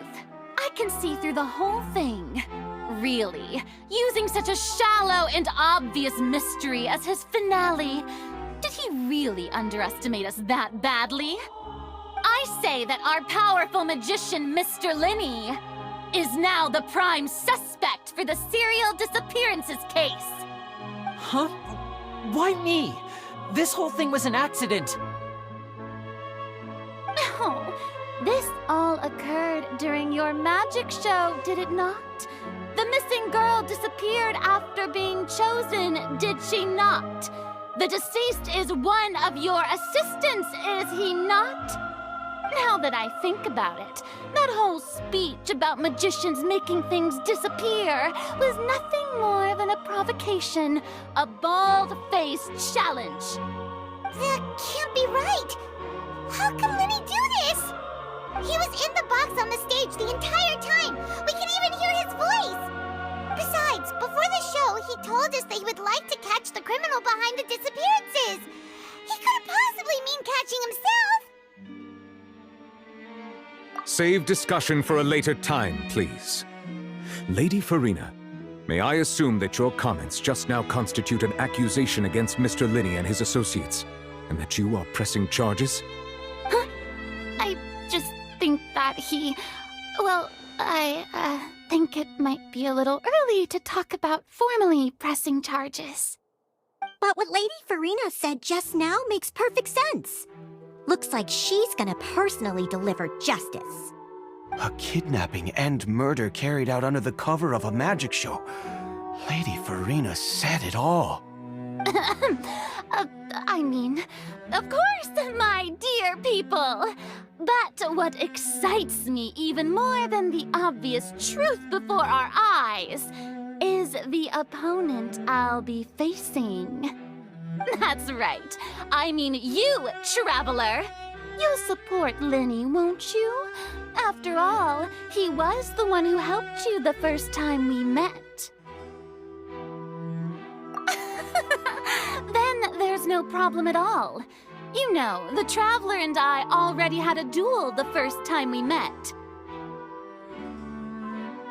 But with Lyney's help, our little duel ended in a draw. But draws really are the most boring possible outcome. So, no more draws. Between the two of us, there must be a clear winner and loser. And what better place to hold such a riveting showdown and decide the true victor than here, on the grandest of stages, the Opera Epiclese. Huh. It wasn't a draw. She obviously lost last time.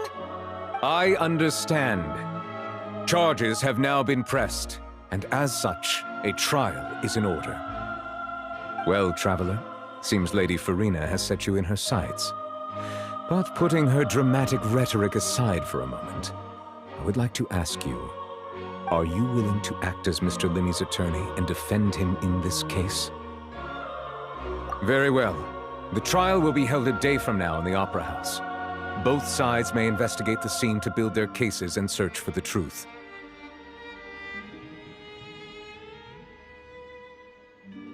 Lyney and his troupe are all potential suspects and shall remain within the Opera House. The audience may begin to leave in an orderly fashion once they have been cleared by the guards. A day isn't that long.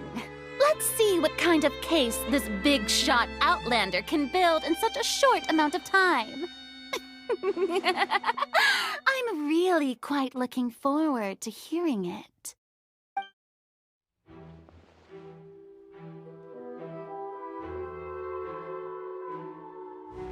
Lyney!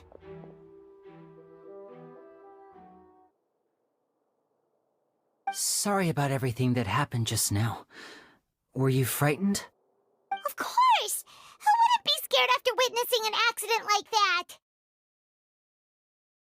Yeah, I'm a little shaken up myself. How could this happen? And poor Cal. I know you already claimed that you would defend me, but now it's just us talking. Tell me, do you think I could possibly be the murderer? I understand.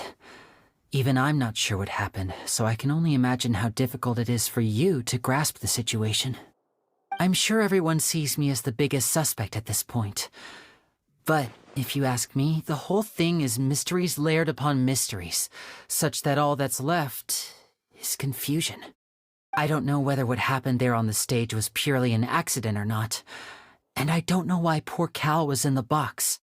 As for how that girl chosen from the audience could suddenly disappear, I'm afraid I don't have any answers either. If someone tampered with my performance, then we need to figure out what they did. Even a skilled and knowledgeable magician like myself couldn't pull all that off in just 1 minute. Which is precisely why we need to investigate! As this book says, the impossible could not have happened. Whatever happened must have been that which is possible. Paimon bought them when we were reading at the bookshop in the city earlier. Pretty cool, huh? Don't worry, Paimon used her own savings to buy them. It wasn't from our travel funds. I think they look cute on you, Paimon. You have good taste, Lynette! That's the right attitude. Feeling depressed isn't going to help me now. I need to get back to my normal self. But with the guards watching our every move, it's going to be especially difficult for Lynette and I to prove our own innocence. Good thing you agreed to be our attorneys. Thanks for that. We'll be counting on you. Yes, thank you so much. Yeah, just leave it to us. Oh, since we're going to start investigating, Paimon has a question first. Where did Lynette go during the performance? Ah, well, I'm afraid that would involve some of our essential trade secrets as magicians. The secrets behind our magic are past saving, Lyney. I suppose you're right. The truth behind our tricks is going to be important evidence that will be weighted during the trial. 'Tis truly a pity. As a magician, our magic show is a work of art. We've poured countless hours and spared no effort in perfecting it. But if revealing our secrets will help you uncover the truth behind what happened, then it will be well worth it. We should go somewhere else if we're going to discuss our magic tricks. We'll go speak with the guards, and in the meantime, you can go investigate the stage and the seating areas. Alright, let's go have a look while the investigation teams are still here. Detective Paimon is on the case!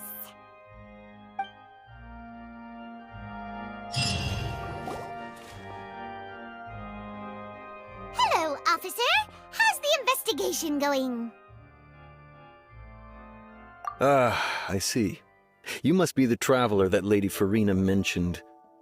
Listen, I'll be perfectly honest with you. I'd avoid getting mixed up in this whirlpool of a mess if I were you. Huh? What do you mean? Come with me and you'll see. The deceased is one of Lyney's assistants, named Cowell. Even though he hadn't joined the troupe long, he was hardworking and everyone generally liked him. The assistants are usually in charge of setting up and inspecting the props, as well as assisting with the show and keeping the crowd engaged. As you probably saw when you were in the audience, the water tank suddenly fell and smashed the box with Cowell inside it.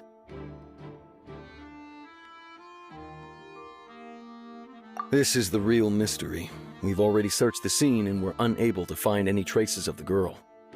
However, if you look carefully, the box was positioned directly under the water tank. The ropes holding the tank were then burned by the pyrotechnics on stage, causing them to snap. All these factors lining up so perfectly makes it hard to see this as a mere accident. If anything, the more logical explanation is that the whole incident was intentionally planned, and Lyney is the most likely person to have access to all these areas. But he doesn't have a motive! Are you both good friends of his? Well, you can't say we're good friends, but we've known each other for a little while. So in just a short time, he was not only able to win your trust, but even convince you to act as his attorneys. I know there's no such thing as magic. The real trick of a magician is holding the audience in the palm of their hand. I've seen a lot of cases, and I can tell you that people are the least reliable kind of evidence. Sorry, I tend to be pretty straightforward. Just know that I'm warning you for your own good. Anyway, you may investigate the scene of the crime yourselves if you're curious. Who knows, maybe you'll be able to come up with some new evidence.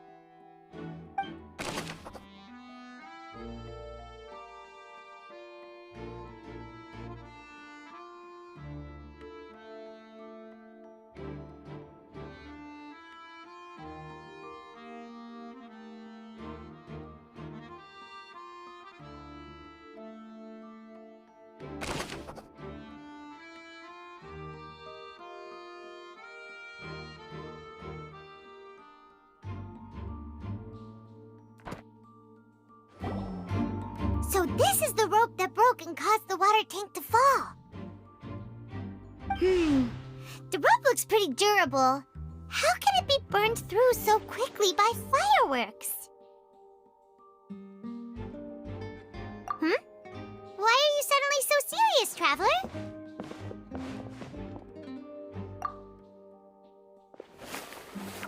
Whoa! Look! This bit is made from different material! Most of it was burned away, but there's still a little bit of it left. Huh. So if a rope meant to hold something was made with that kind of material in it, then that means... Wait! Why don't you write all this down? Let's take notes!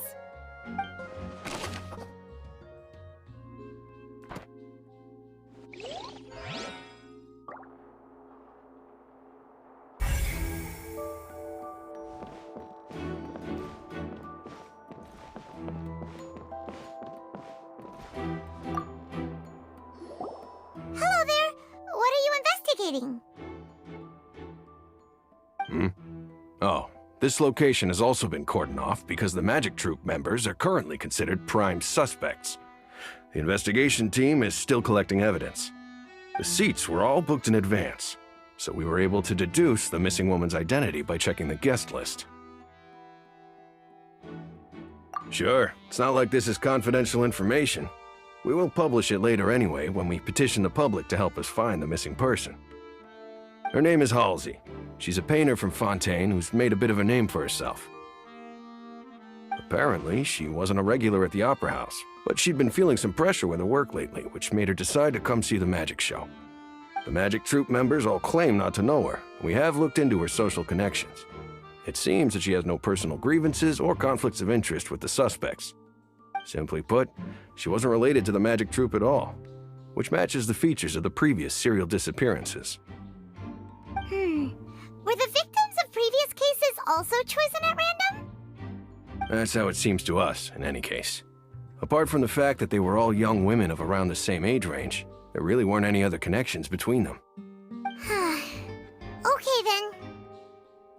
No need to be so formal. If you do happen to see the missing girl, please be sure to contact us. It is of utmost importance that we get to the bottom of these disappearances.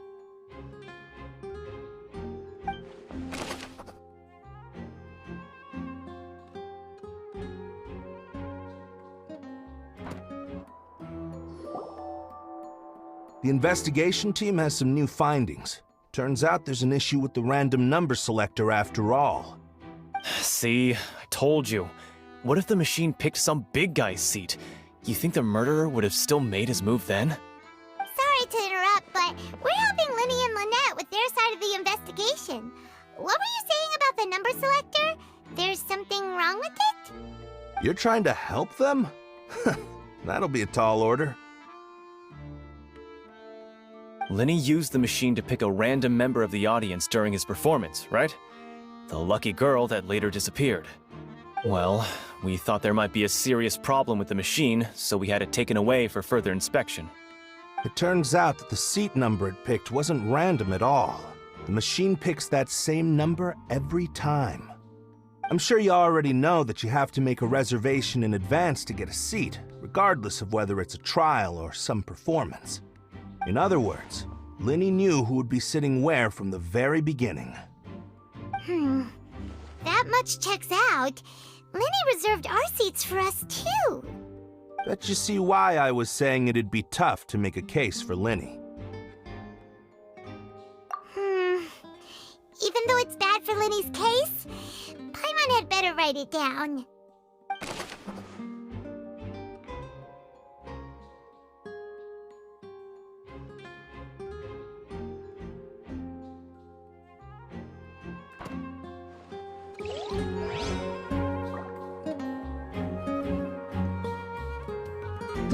Whoever the murderer was, they must have made preparations well before. This rope was obviously tampered with. People needed to register and reserve a seat for the show. Why would it be? Gosh, no wonder the serial I see that you're investigating the area.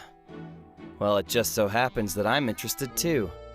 If you find any new and interesting leads, be sure to share them with me, all right? We don't have too many thoughts yet. Then why don't I tell you my hypothesis first? The way I see it. It all started with that loud thud. The thud? Oh, you mean the sound that happened during the countdown? Yes, exactly. It wasn't terribly loud, but I suspect that most people heard it. It's just that everyone was awaiting the results of Lyney's trick with bated breath, so no one paid it much mind. But now that the incident has happened, the thud has become an important clue.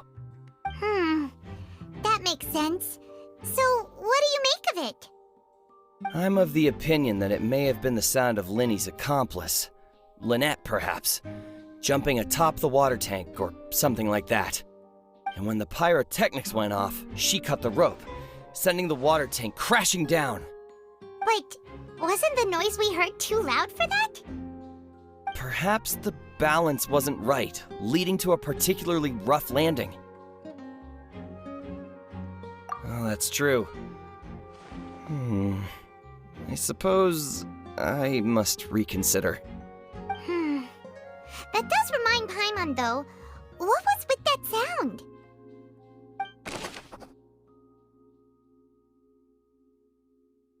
Hey, you! Yes, both of you! Over here! I've been keeping an eye on you for a while now. Huh? You mean us? That's right. If I'm not mistaken, you're also among those who wish to cut down the thorns and pursue the truth. No? And by the looks of it, you're not from Fontaine. Well, you're right on the more about that one, but who are you?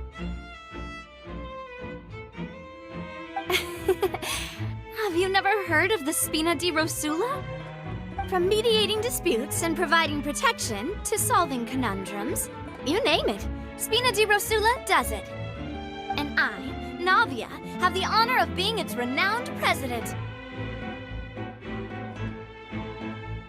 Though those who play by our rules call me boss. I'm Silver, her attendant. Pleased to meet you. And I'm Melus. Demoiselle's various daily needs and affairs are under my purview. Huh? Boss? Demoiselle? What gives with the names? Well, I am the second generation president. Melus and the others are still used to my previous title. My apologies, Demoiselle. Should you prefer, boss, I will endeavor to use that instead. No, no need. You don't have to call me boss. Just Navia is fine. Okay, if you say so. Not that we're members of Spina di Rosula anyway. All merely trifling details. Never mind. Now, back to the situation at hand. That's right. I've always kept an eye on the serial disappearance cases. My interest stems from a matter back from my father's time. Judging from the look of things, I find Lyney an unlikely mastermind. Really? We think so too! That's why we're looking for clues now. But how did you come to that conclusion? Intuition, naturally. My unparalleled intuition. Farina sure was quick to point the finger at Lyney without any decisive evidence whatsoever, wasn't she? But that's not uncommon for her. If you remember, the Justice had to interrupt her and ask if she was pressing charges just to keep her from getting carried away. Anyway, a trial begins the moment someone levels charges. And, of course, there was no way Farina was going to back down in that situation. Sounds more like you just don't trust the Hydro Archon. Well, what's your opinion? I must admit that she can be interesting at times, but liking her doesn't mean that I'll blindly agree with her. All right, I've answered your question. Now, it's time you answer mine. Wait a minute, did that answer count? Well, I say it does. But don't worry, you won't hear any pointless questions from me. In your opinion, do you think it's right to treat a trial like it's an opera? Well? And why would that be?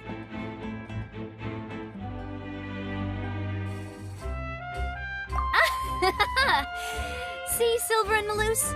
I told you they'd be different. Most astute of you, demoiselle. I too think that the traveler's response was most excellent. No matter how wonderful the script or how fervent the audience's expectations may be, the trials that go on stage here must be based in fact. And if that can be done, boss, then... All right, that's quite enough, Malus. Anyway, I like your answer. You passed with flying colors.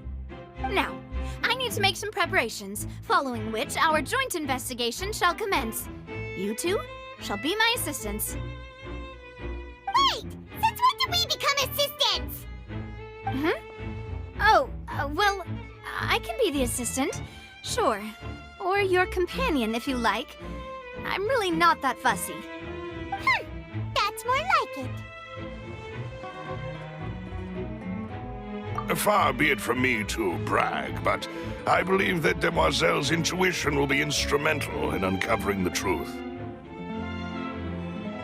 You wish to save a friend from false accusations, and we wish to unravel the disappearances. In this sense, our goals are aligned. You have a point. You're quite the talker, aren't you, mister? And what about you over there? What do you think? You seem like you've got something on your mind. I have nothing to add. Oh, alrighty then. We'll be making some preparations first. Just be sure to let us know if they start revealing Lyney's tricks. Thanks!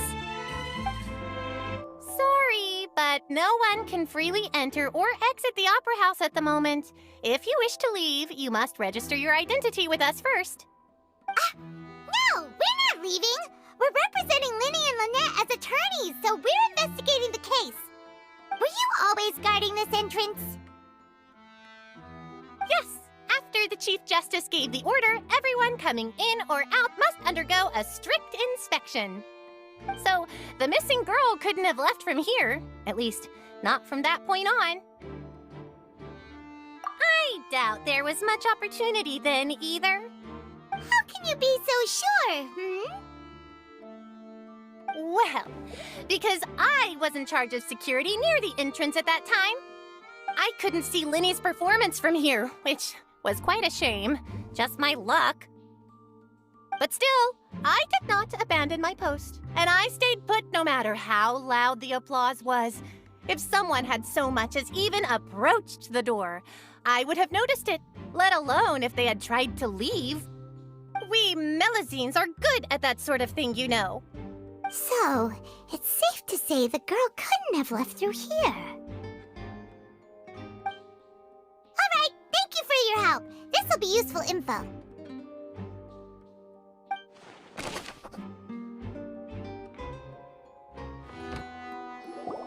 Understood.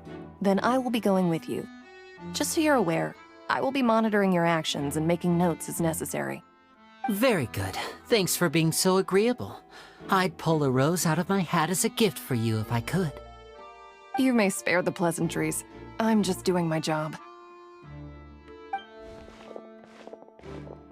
You've arrived.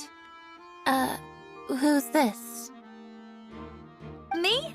I'm Spina di Rosula's guardian angel. If you've got a problem, I've got the firepower. Sorry, I got a little carried away there. Call me Navia. I'm a partner of theirs, and will be helping investigate this whole situation. And these are my companions.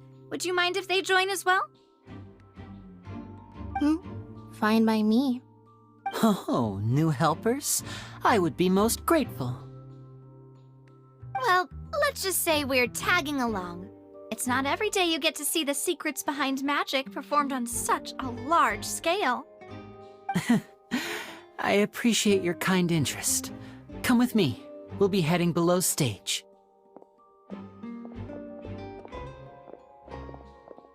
Huh? Below stage? Yes, a world of secrets is hidden beneath this magic box, prepared specifically for this switcheroo trick. But before I reveal everything, you should have a look first. Notice anything strange here?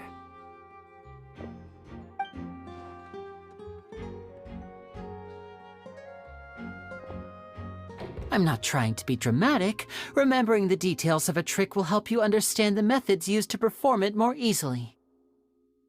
Huh. Weren't there balloons and other decorations here? Where did all that go? Ah, good eye. That said, you're still far from discovering the answer. The back? You mean the inside of the door? What's different about it? Paimon didn't notice anything. Very good indeed. I thought you might not be able to catch that, given that you were sitting in the first row. The back of this door was patterned. Those patterns are now gone, replaced by a smooth wooden board. So, if you put 2 and 2 together, what do you get? Exactly. All right, let's go. I'll tell you how it works as we head down.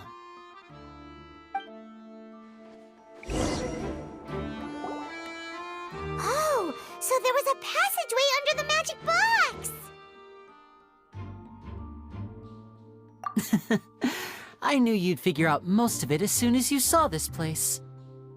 The 2 magic boxes are positioned right above the 2 entrances of the tunnel. See this flatbed trolley? The box with the lucky audience member in it would be shuttled over to the other side using the trolley. This trolley can raise and lower and even rotate, ensuring that the box will face in the right direction. I see. So that's the purpose of the box inside another box. Precisely. The inner box would descend after the audience member was put inside and be moved along the trolley, all while the outer box would remain on stage as if nothing had ever changed. So that's how you did it! Once the box was lowered, the trolley would store some energy through this device here, with which it would complete the rest of the steps. The audience member would only be able to feel some slight movements in the dark, and by the time she walked out, she would already be back on stage. Right! You were talking that whole time, and you even came out for a moment near the end! Ah, yes. A phonograph operated by Lynette was used to achieve that effect. My assistant and I had already scripted our conversation beforehand. When the countdown began, I had already gone to the opposite box via a tunnel using that ladder. And what about Lynette? Where was she? I was in the mezzanine space in the back of the box. Oh, interesting! That's how we were able to coordinate Lyney's lines with the assistant. And, by the way, I was the one who walked out of the box at the end. I mean, we are twins. All it takes is a change of clothes and no one can tell who's who. And that's my favorite part of this trick. Only Lynette and I can perform it. So that's how it all worked! Wow! Every detail you revealed was more amazing than the last! Lynette would briefly walk out of the box and then go back in, jumping into the tunnel and escaping before the box on the trolley could finish ascending. And then I walk out of the other box in the audience area, and the trick would be complete.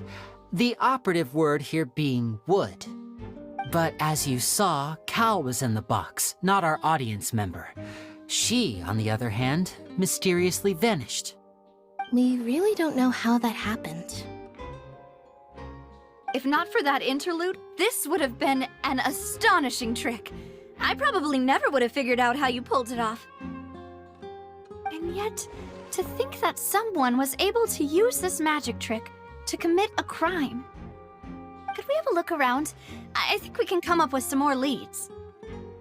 This is the scene of the crime, so Lyney and Lynette are not permitted to stay here. I'll escort them back up. Yes, of course. No need to be so strict now. I won't disappear into thin air, you know. Thanks, everyone. We're counting on you.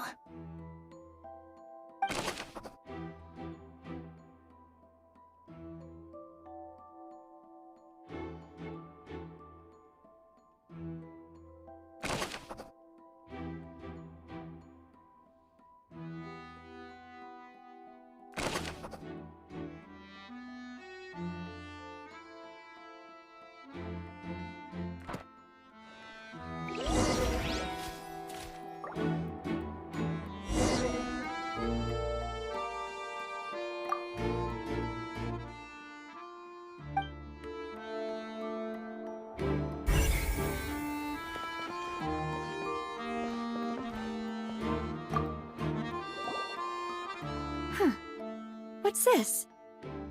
Looks like a hook tied to the end of a rope. Huh? There's all kinds of odds and ends here. Perhaps it was a prop for a different trick. But why would it have been left here? Whatever it is, let's make a note of it first.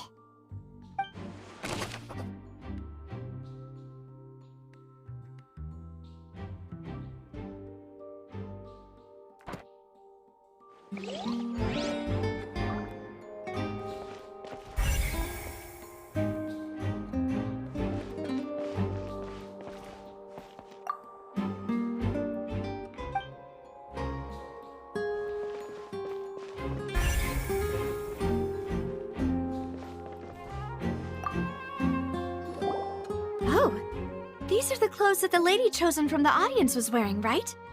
Her clothes are here, but she's nowhere to be found. Right. And do you really need to do that if you're kidnapping them? Ugh, this is so confusing. Paimon doesn't want to be a detective anymore.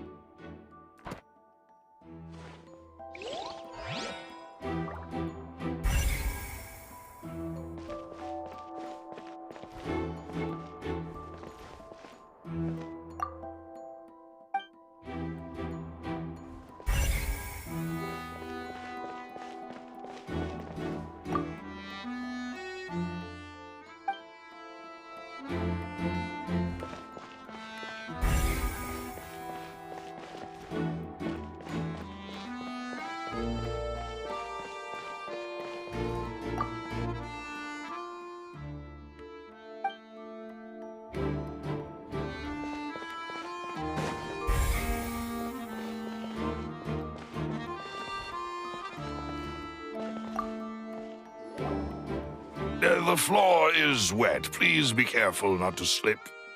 Speaking of which, why would there be water here?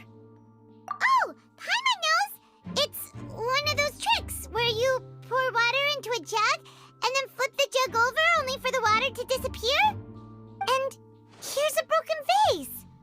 Huh. Did the trolley knock it down while moving? That can't be. The trolley moves along tracks from start to finish. It couldn't have hit the vase at this distance. Let's note this down too and think about it later.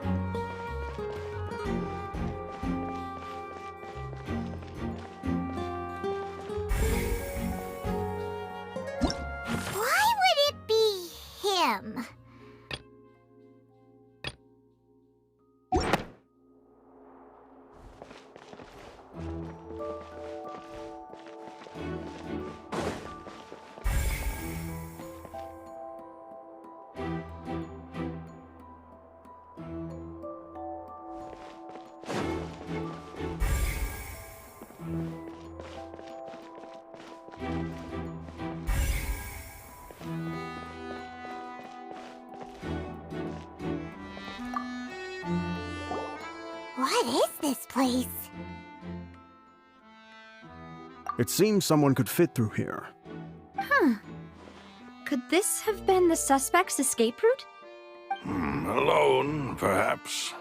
But if they had to pull another person with them, the space would be too narrow.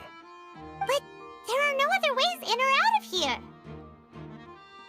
Oh, you're right! Let Paimon write that down.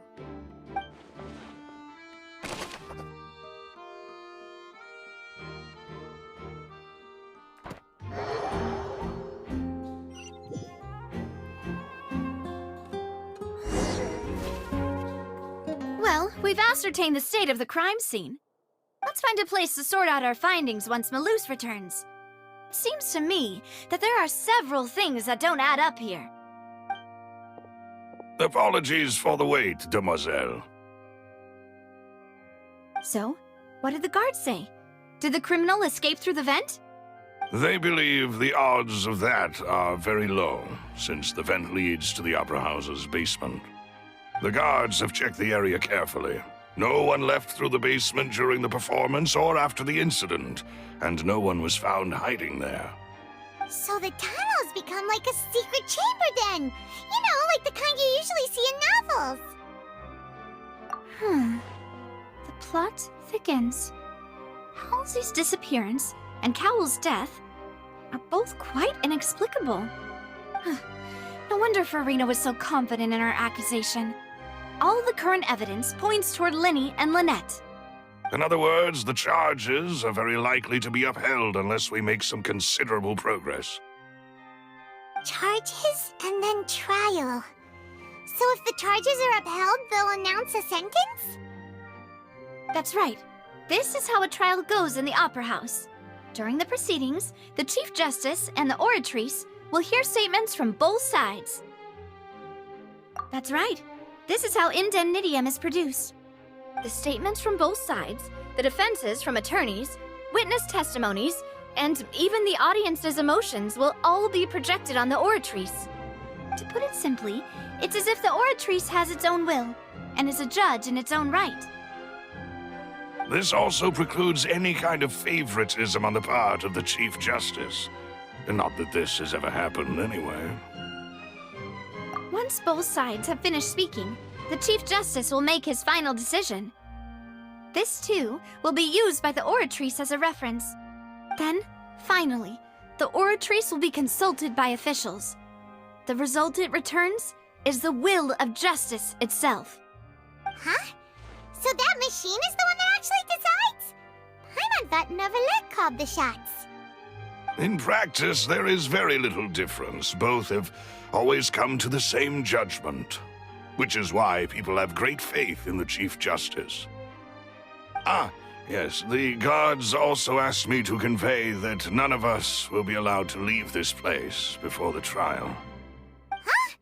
Why? Because we've chosen to act as the twins' proxies. That makes us persons related to the case. They're concerned that we might be colluding with outside parties, or that we might find outside help to disrupt the case.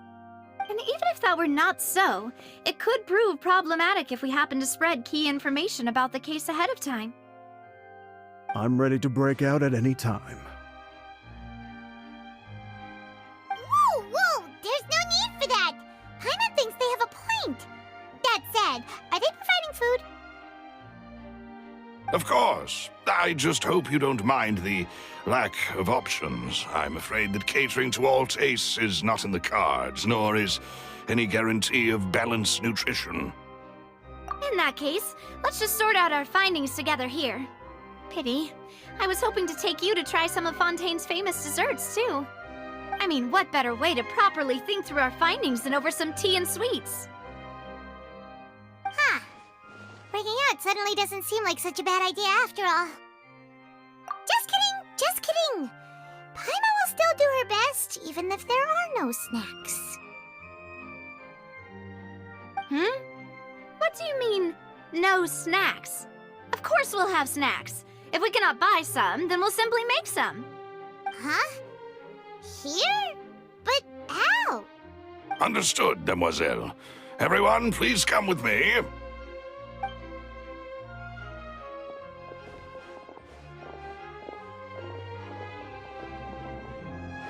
Wait, You're carrying a portable stove with you? Yes, I must be prepared to meet the demoiselle's baking needs whenever the fancy strikes her. I have eggs, sugar, and almonds at the ready. Good work, you two. Then I'll get to it. Please sit tight for a moment. You'll get to taste my awesome snacks soon enough. These three are quite the interesting group.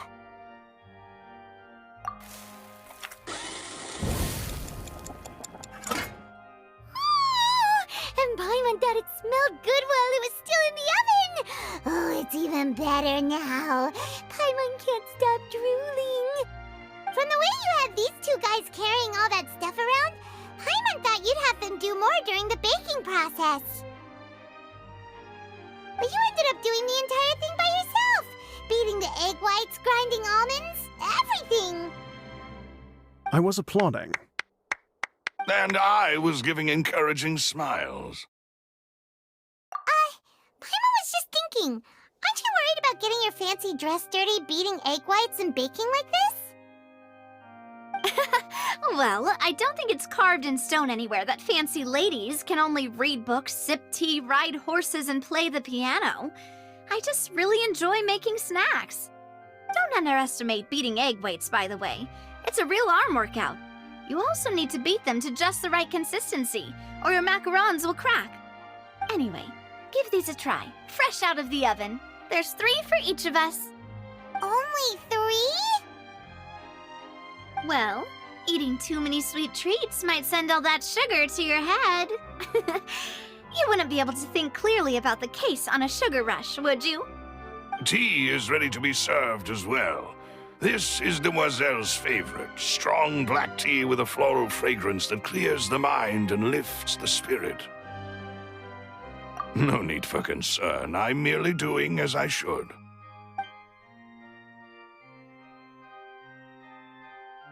All right then. Down to business. As Paimon mentioned previously, the tunnel seems to be something of a secret chamber. However, we can assume that Lyney and Lynette were not alone within it. Some criminal also occupied its sealed confines. The magician twins could have committed the crimes, of course, but they lack any logical motive. Exactly! Why would they do such a thing right when everyone was watching? The flower vase and the thud we heard during the performance could indicate some altercation between Halsey and the criminal in the tunnel, resulting in the shattering of the vase, the discarding of her clothes, and her abduction. Perhaps the criminal thought that since she was chosen from the crowd, she would be too easy to identify if she was still wearing the same clothes. Paimon thinks that makes sense, but the real trouble is... True. None of the clues we found thus far support the existence of this third person. But the only people left to consider are both technically victims, whether it's the missing girl, Halsey, or poor Cowl. Huh. Could Halsey have secretly made modifications to the magic props in order to murder Cowl before making her escape?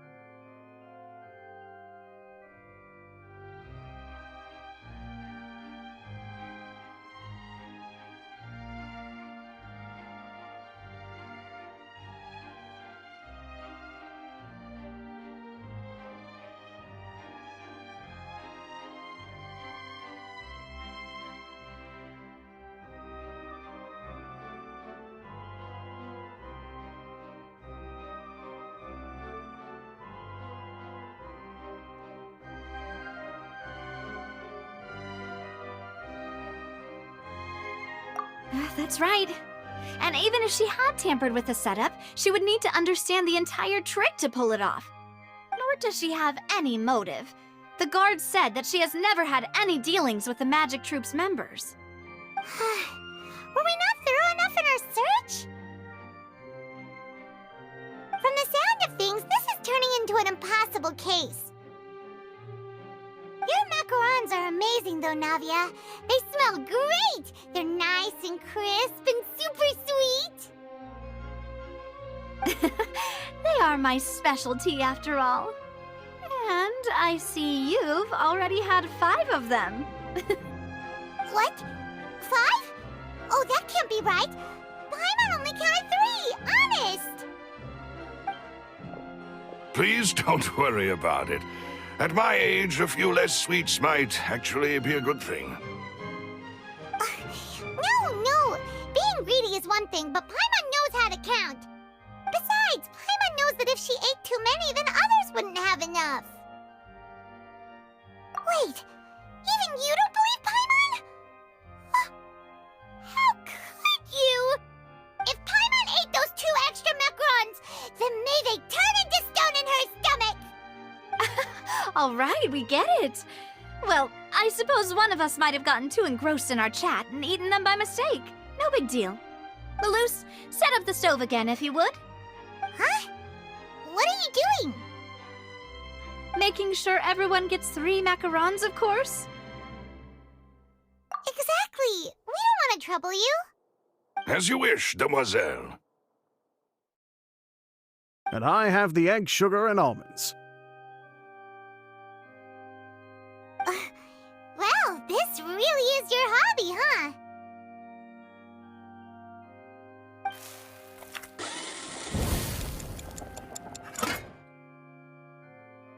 Well, that's it for snack time. I'm going to have another look around the area.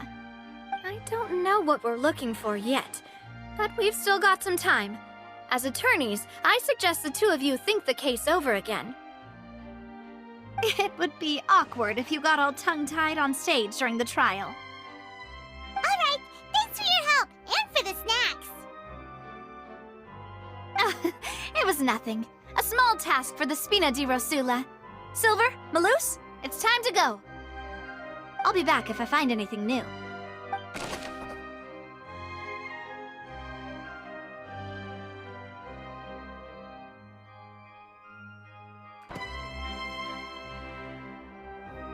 What do we do? The whole situation is so confusing. Good plan. Impossible things don't just happen. We'll get to the truth one way or another. Just relax. Even if everyone else suspects Lyney and Lynette, at least we will be supporting them from the stands. Besides, I doubt Farina understands any more about what happened than we do. Thanks, Navia. Well, we'll be going then. Best of luck to you.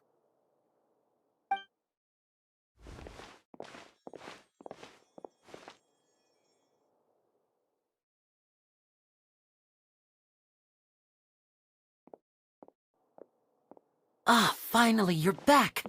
Well, how did your investigation go? To be honest, you might be disappointed. No. We're already very grateful that you were willing to help.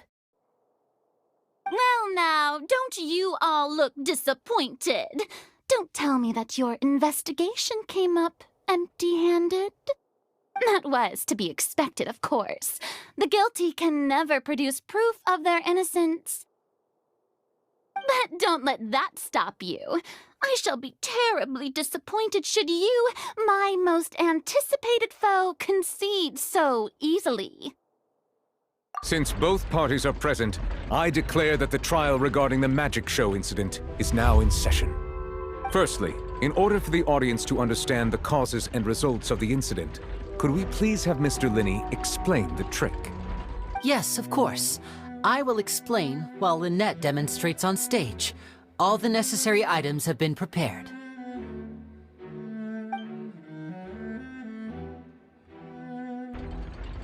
Thank you, Mr. Lyney. In that case, I take your statement to be that you ran to and remained hidden within the magic box in the audience stands once the trick began, and thus could not have committed the crime. Is this correct? Yes, that's correct, Your Honor. In that case, I call upon the prosecution. Lady Farina, do you wish to refute his statement in any way? Why, of course I do. Allow me to take the first shot and break this case wide open. Mr. Lyney is clearly lying. There is no way you could have been in the box the whole time if you were to abduct Halsey and murder Cowell. In fact, I'd say you were hardly in that tunnel at all. That is simply your hypothesis based on the presumption that I'm guilty. Oh, is that so? And if I may ask, what did you hear while you were inside your box? The roaring countdown of the crowd, of course. That's how I kept track of the time and built anticipation for the finale. And you didn't hear anything else at all? Nothing that might leave an impression of any kind? No, nothing. I see. But when the count reached 30 seconds or so, there was a thud. One so loud that I believe practically everyone heard it. Huh? Hey, hang on. Something's not right here. Yeah, I'm sure he could have heard a noise that loud from inside the box. I was right by the box, and I definitely heard the thud. Look at those scales. Could those mean... Well then, ladies and gentlemen, allow me to use the words of the magician himself. You never know what can happen in the blink of an eye. Indeed, it seems his alibi can also collapse in the blink of an eye. Of course, I have armed myself to do far more than smash your alibi. Confidence cannot go unfounded, and my foundations are rock solid. Tell me, aren't you and Lynette actually from the House of the Hearth? The House of the Hearth?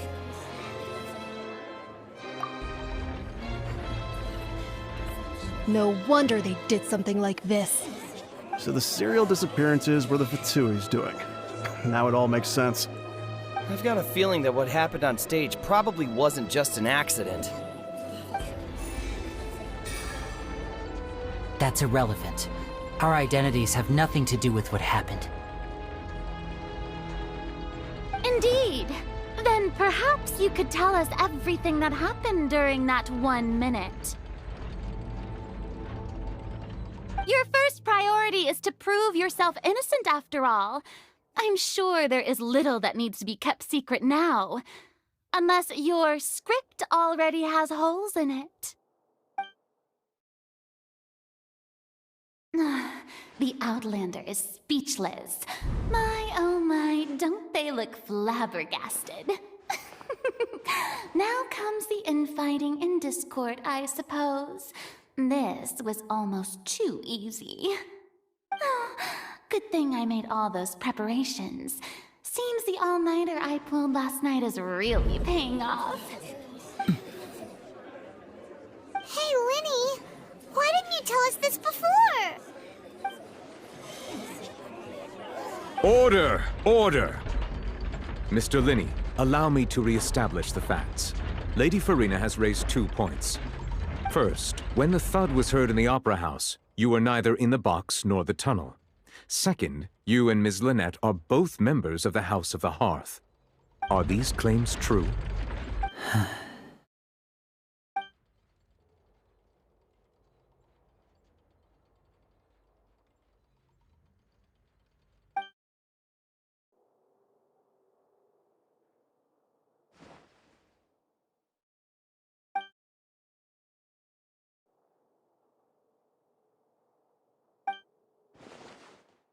Please answer my question, Mr. Lyney. I'm sorry. Yes, they're true, Your Honor.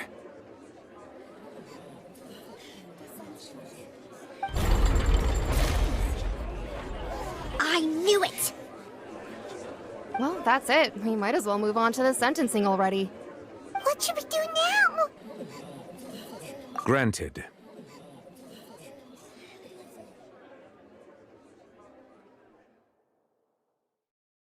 In that case, what is your request? Is that really necessary? They're already as good as guilty. The defendant deceived their own attorneys. What is there left to discuss? Order! Order, I say! Your request is reasonable, and we shall adjourn. This trial will reconvene in 1 hour. So you would stick to Mr. Lyney's defense even after knowing what you do now? You certainly have more professionalism than I thought. In that case, my dear audience, let's allow the joy of victory to steep for a little while longer.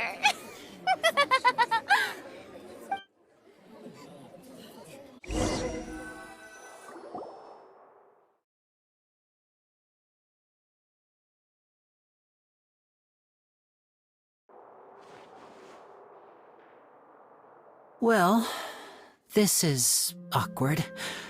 I didn't think the Hydro Archon would dig all that up. I'm sorry, Traveler and Paimon. Yeah, sorry. Paimon doesn't know where to start. We trusted you two. We based our entire reasoning on the assumption that you weren't bad guys. Not to set the wrong tone or anything, but Paimon's really mad! I'm very sorry. I know you're angry, and reasonably so, but please, let me explain. I know you've clashed with the Vitui several times before. I wouldn't be surprised if just hearing the word is enough to make you upset. But our organization is very, very large, and the Harbingers have very different personalities and goals. Right now, we want to save people. As many as we can. That's right. I'm sure we're on the same page when it comes to this nation and the disaster that its people might face. I knew if it weren't for our respective identities, we could become good friends. That's why I didn't wish to flat out lie to you, but chose to hide some details instead. The truth is very important, but being completely transparent about everything would see us spending more effort than we need to. Right. So, you be the judge. Heck, if I were you, I fear that I'd even struggle to trust me at this point. You met a Fatus who works as a magician, a trickster by trade. All by coincidence, too. But still, I'm asking you to trust me. I am no criminal. At least, not in this case. Sorry. Please forgive us. Well, you both say that, but... Right, let's hear your answer first, and no lies now! Of course. I'll answer any question you ask. We've been trying to find out how the Oratrice operates. We want to know why it has a consciousness. Why can it deliver sentences accurately? During our investigations, we learned that the machine's core is beneath it. From that moment on, Lynette and I have been designing this box swap trick with the objective of getting close to the core. Is that why you needed a whole minute? That's right. In truth, the audience would take about 75 seconds to count down from 60, while I would only need 15 to get to the opposite box. So, after jumping into the tunnel, I accessed the Opera House basement via the vent, and went to investigate the room in which the core is stored. That air vent was created during the construction of the tunnel specifically to execute this step. Well, nothing. As soon as I reached that room and was about to investigate, I heard someone's voice. Which should have been impossible, of course. I was quite certain that I was the only one in the room. That voice seemed to recognize me and tried to speak to me. I chose to err on the side of caution and retreated the way I came. On the way back, I saw the broken vase and the clothes on the ground, but the countdown was almost finished, so there wasn't time to give it any thought. After that, the homicide occurred just as you saw. Well, that explains why you didn't hear the thud. Because of that prophecy I told you about, of course. We must know all we can about this nation's secrets in order to deal with that prophesized crisis. That's the only way we can save everyone.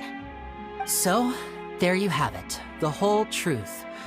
I swear, I didn't hide anything from you this time. It was never my wish to proceed under this cloud of mistrust either. But like I said earlier, you can be the judge. If you want to leave because you don't trust the Fatui, there's nothing I can do to stop you. Well, Traveler, you decide. Paimon will follow your lead however you choose.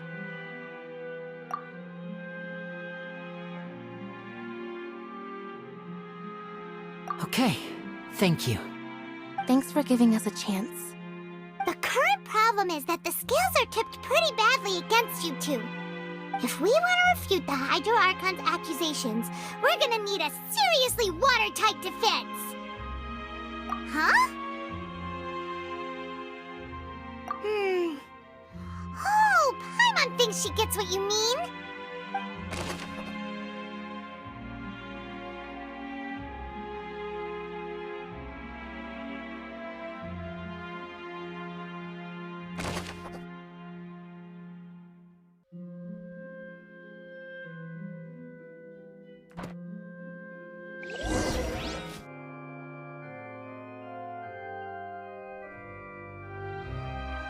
Both parties have returned to their positions. Let us continue the trial. When last we left off, Mr. Lyney acknowledged the new evidence presented by Lady Farina as fact. Therefore, Lady Farina may continue stating her reconstruction of the events. Ugh, that took long enough. Now then, if everyone would lend me their attention. At this stage, let's revisit that scene from Lyney's perspective.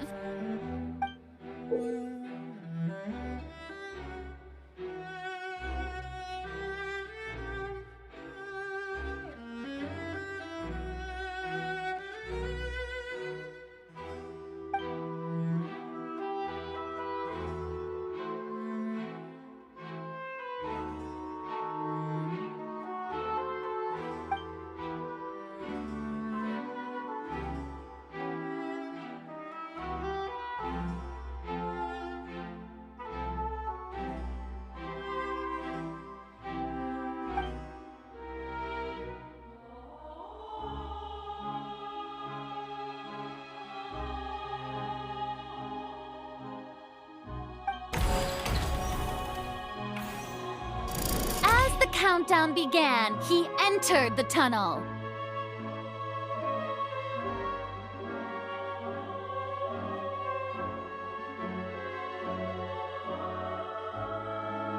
When the flatbed trolley passed, he opened the box and got into an altercation with Halsey, which caused the loud thud. He did not realize that the sound could be heard by everyone in the opera house, which is why he claimed earlier that he could not hear the sound. Finally, he used the vase to knock her out, before making her change clothes to prevent others from recognizing her.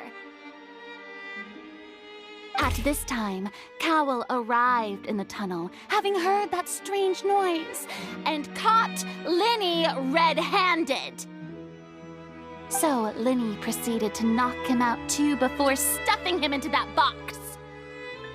Afterward, Lyney passed the unconscious Halsey to his accomplice through the magic box in the audience stands, before operating the devices such that Cowell's death would be ruled an accident. And there you have it. That's the truth behind what happened. Does the defendant's side have any objections to Lady Farina's description of the events? The key to refuting Lady Farina is the order of events, what Lyney experienced and what he saw.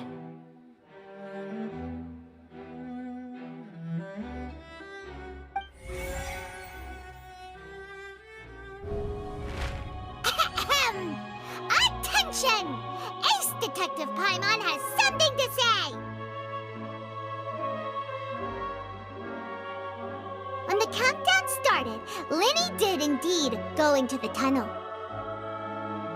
But he immediately used a vent to access the Opera House basement, which is where the underground core of the oratories is stored. Once he reached that area, he heard a voice in what should have been an empty room. Since he felt something was amiss, he returned immediately. The crime scene had already developed by the time he reached the tunnel again, and in order to complete the magic trick, he did not remain there for any length of time.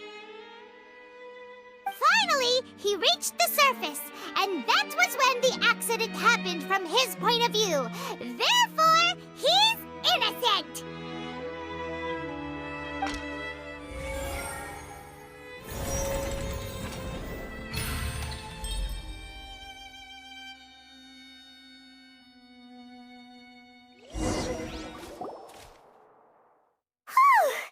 Paimon did it! Paimon actually managed to say all that! Oh, wasn't it awesome? In other words, you believe that he knew nothing of the incident? That's right! My reasoning? If that's the case, then if Cowell hadn't entered the tunnel, who was the entire setup meant to kill? Assuming that what you say is true, Lyney only needed to kidnap the young girl to cause a new disappearance case. What would the point of killing someone on stage be? Oh, they have a point. That's right, you tell him! And that's why they're partners of mine. They've managed to turn things around. Oh, well, your denial is very strident, I'll give you that. But what proof do you have to back your claims? Of course I do. If he had been in the magic box the whole time, how could he have not heard that sound? Why do you ask? You're saying that he wasn't?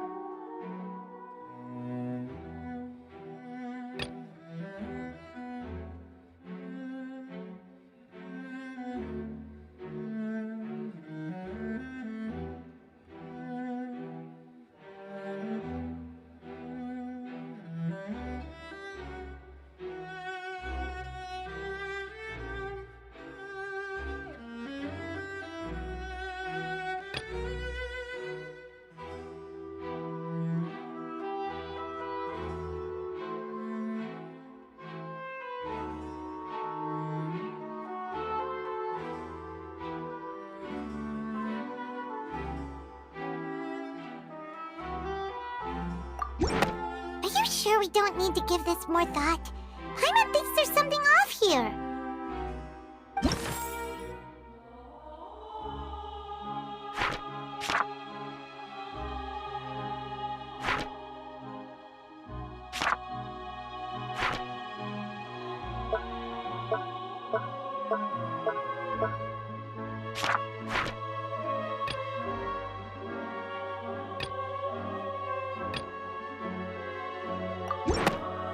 right! Lyney wasn't in the box or in the tunnel. That's why he didn't hear anything strange during the performance. This means that when the crime happened, Lyney had already entered the basement via the vent. The same clue you used to disprove his alibi has now become the best proof! How do you like that? Well played. To think you'd use such logic. Well then, if it wasn't Lyney who committed the crimes, then who was it?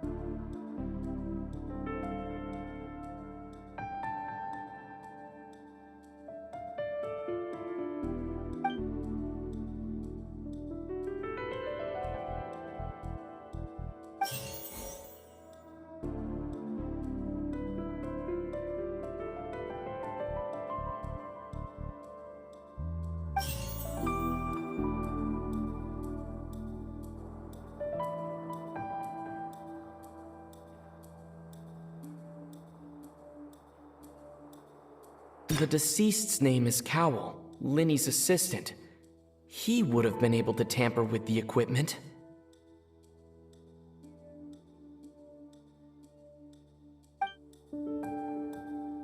Could there have been a third person involved? Is that really a possibility?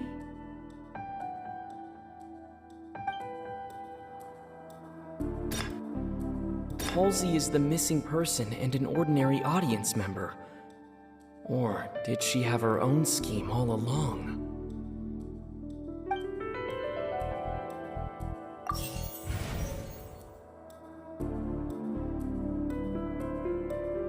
Could there have been a third person involved?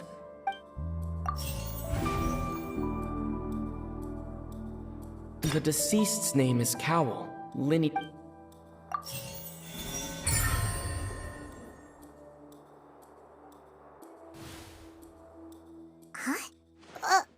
That can't be right.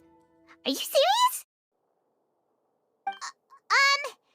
The killer was, in fact, Cowell, the deceased! Oh, is that so? How interesting!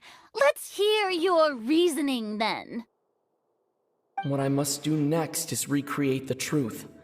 What Cowell did, and how he went from would-be perpetrator to victim.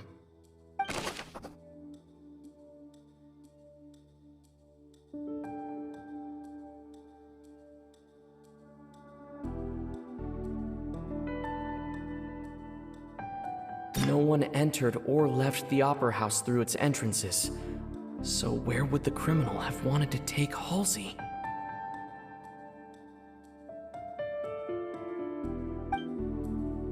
The deceased's name is Cowell, Lyney's assistant. He would have been able to tamper with the equipment.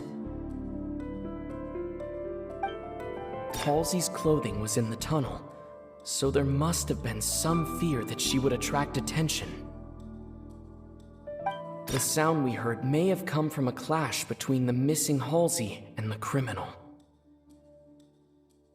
Lyney was not in the tunnel at that moment, which gave our criminal ample time. It would have been tough for both people to fit into that vent. They would likely have bumped into Lyney as well.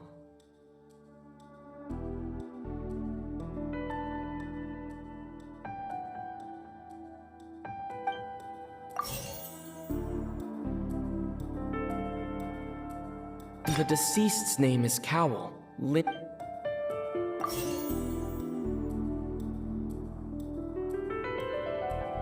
The deceased's name is Cowl.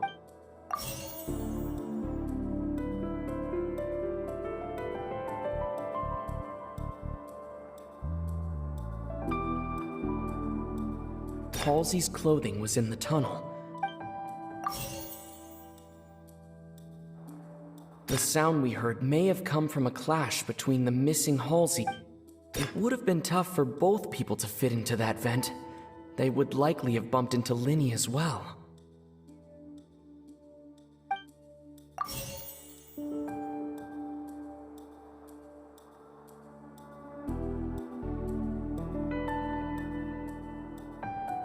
Lyney was not in the tunnel at that moment, which gave our criminal ample...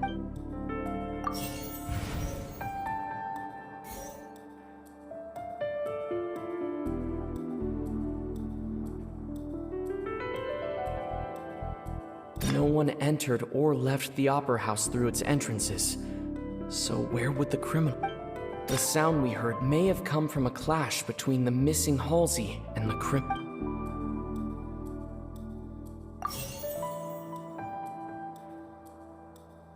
The sound we heard may have come from a clash between the missing Halsey and the criminal. No one entered or left the opera house through its entrances. So where would the criminal have wanted to take Halsey?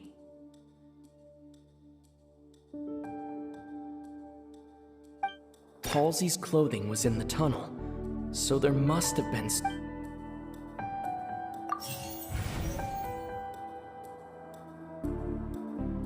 No one entered or left the opera house through its entrances. So where would the criminal have wanted to take Halsey?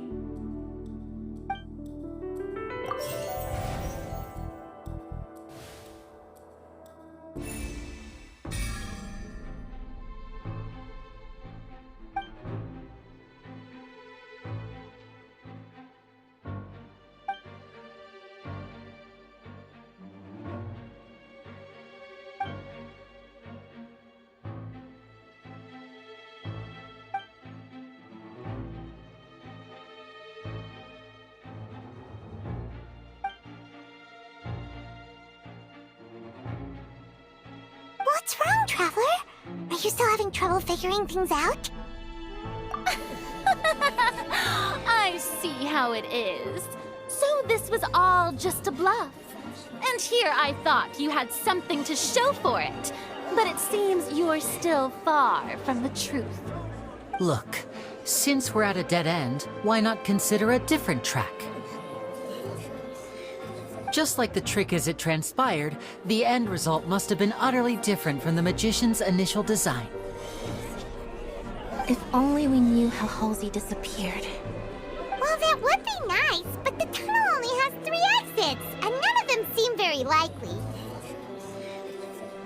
And it's not like this is a magic trick where you can just make a real live person disappear.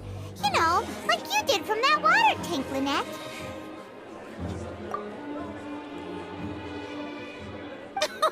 Excuse my interruption, dear opponents, but do you not see that the crowd is growing impatient? There is no...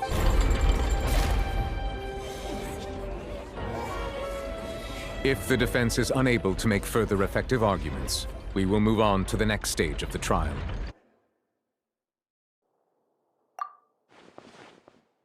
Lyney was not in the tunnel at that moment, which gave our criminal ample time.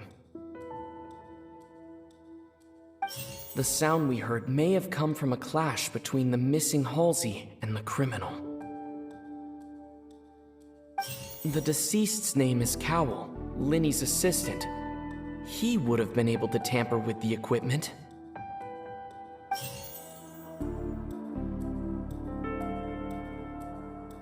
The vase was not broken by chance. It was used to cover important evidence. The water.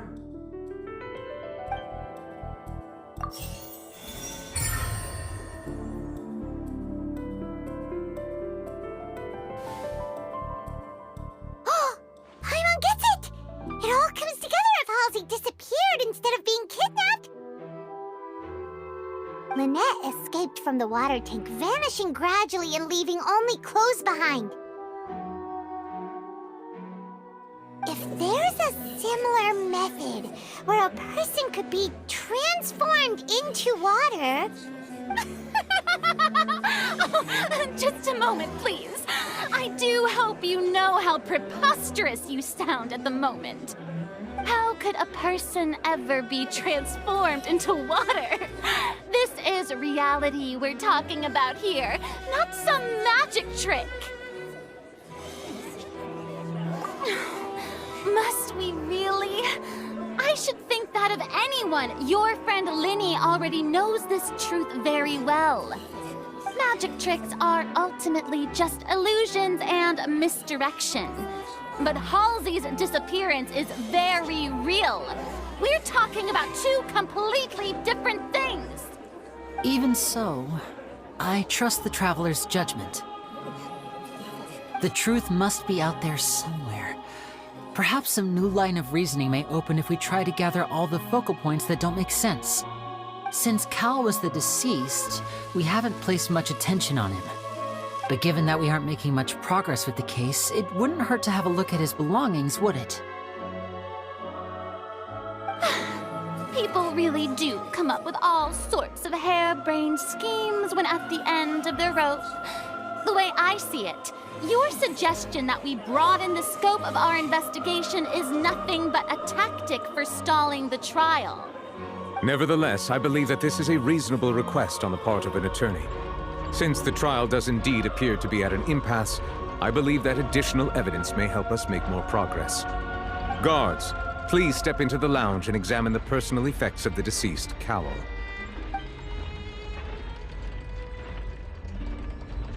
We are still examining the items, but we have already made critical progress that we feel must be shared with everyone post-haste. We discovered several test tubes of fluid within Cowell's baggage, each labeled separately. The notebook in his backpack claims that these fluids are water from the primordial sea. The primordial sea? The note's contents also indicate that Cowell belonged to an organization that sells illegal drugs and that he had an accomplice. The notebook has many entries concerning safe usage of these fluids, in which the keyword dissolve appears many times. One of these tubes was labeled Opera Epiclese, along with yesterday's date. It is empty. The notes also state that these dissolution properties work exclusively on people from Fontaine. It's likely that Halsey was chosen as some sort of test subject. As such, we believe that the defense's hypothesis is, in fact, supported by sufficient evidence. You've got to be kidding! People dissolving into water? Could something so ridiculous actually be true? Wait a moment. This reminds me of a certain prophecy, but it's just a coincidence, isn't it? Huh. If people can become water, does that mean that the water tank's real use was as a means to hide water stains?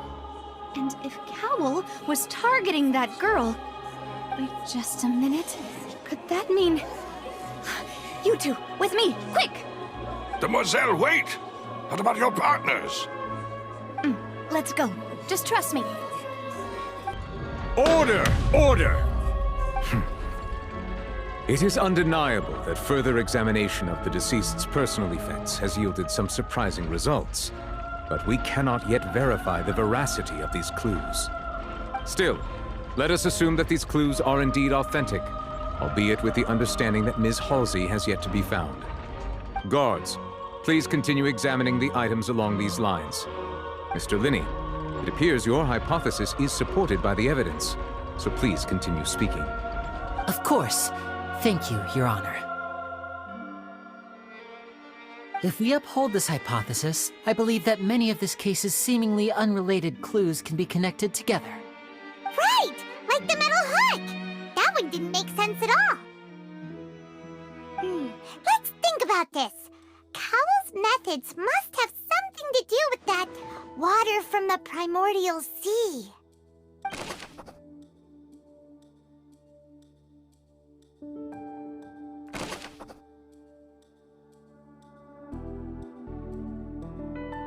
Now it seems like the hook rope was not meant for another magic trick, but was instead some form of triggering mechanism. The deceased's name is Cowell, Lyney's assistant. He would have been able to tamper with the equipment.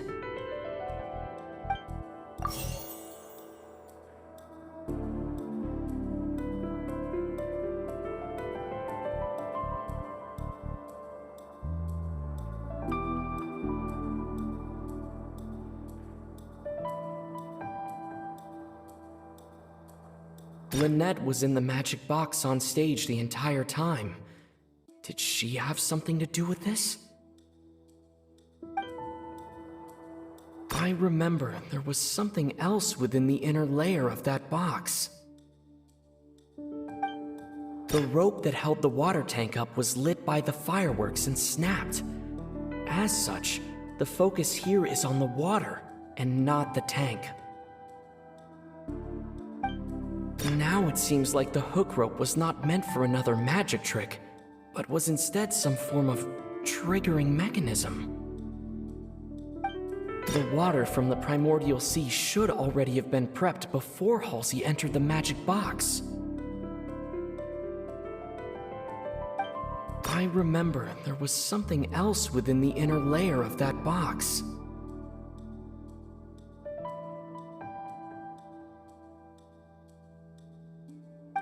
The water from the primordial sea should already have been prepped before Halsey entered the magic box.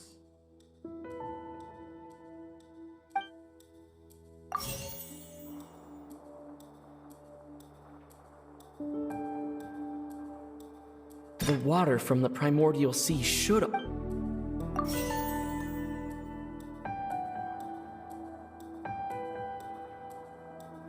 Now it seems like the hook rope was not meant for another magic trick, but was instead some form of...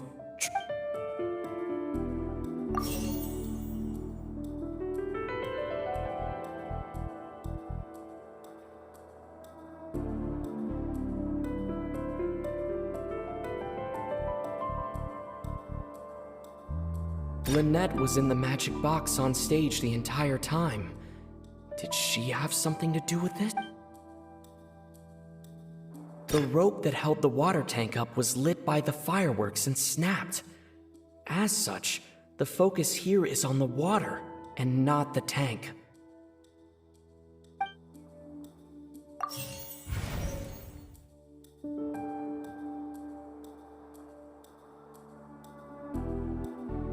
I remember there was something else within the inner layer of that box. Lynette was in the magic box on stage the entire time. Did she have something to do with this? I remember there was something else within the inner layer of that box.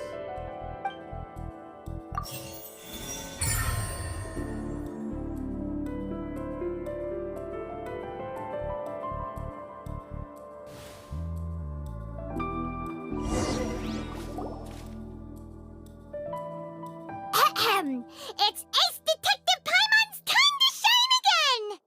In the original plan, Cowell would tamper with the water tank rope and the number selector securing his target. When the magic box containing Halsey was lowered, the metal hook would retract gradually and pierce the balloon at the top of the box. When the balloon attached to the box popped, the water from the primordial seed inside it would pour down and dissolve Halsey. Afterward, Cowell would enter the tunnel and break the flower vase to conceal the water inside the tunnel, with the remaining evidence being covered up by the water tank on stage. But he encountered something unexpected in the tunnel and wound up being fatally hit by the same water tank he meant to use to cover his tracks. Huh. That does make sense. That actually links together a lot of the more confusing pieces of evidence.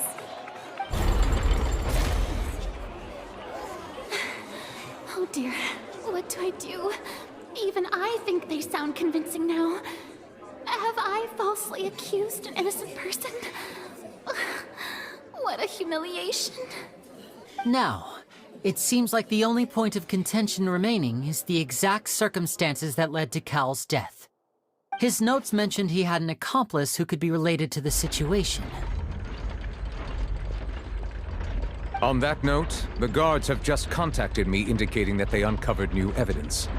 I shall now invite him on stage to share it with us. Thank you, Your Honor. We were just inspecting the luggage of the other people involved in this case. And we found an identical sample of the water from the primordial sea among Lyney's personal effects. What? That can't be. Oh, I see. Well, how wonderfully comedic to have your own counterattack only to come back and wound you. Does this not clear all doubt? My dear citizens, my loyal audience, allow me to present my reasoning and bring this performance to a swift close. Lyney did not need to take part in the dissolution of the young woman at all. Indeed, he did leave the scene via the vent. Having made modifications to the props beforehand, his accomplice Cowell then caused Halsey to vanish using the water from the primordial sea. But upon his return, in cruel avarice, Lyney desired sole credit and prepared to do away with his partner in crime. Ultimately, he knocked Cowell out, and the tool meant to cover the crime up also became a murder weapon. Now, as much as I regret having come to such a viciously straightforward conclusion, it does seem that the famed Fatui is quite the cold-blooded and ruthless organization. Am I right, Mr. Lyney? We've used up all the evidence we collected. There's no way for us to make a rebuttal here. Is this the end of the road?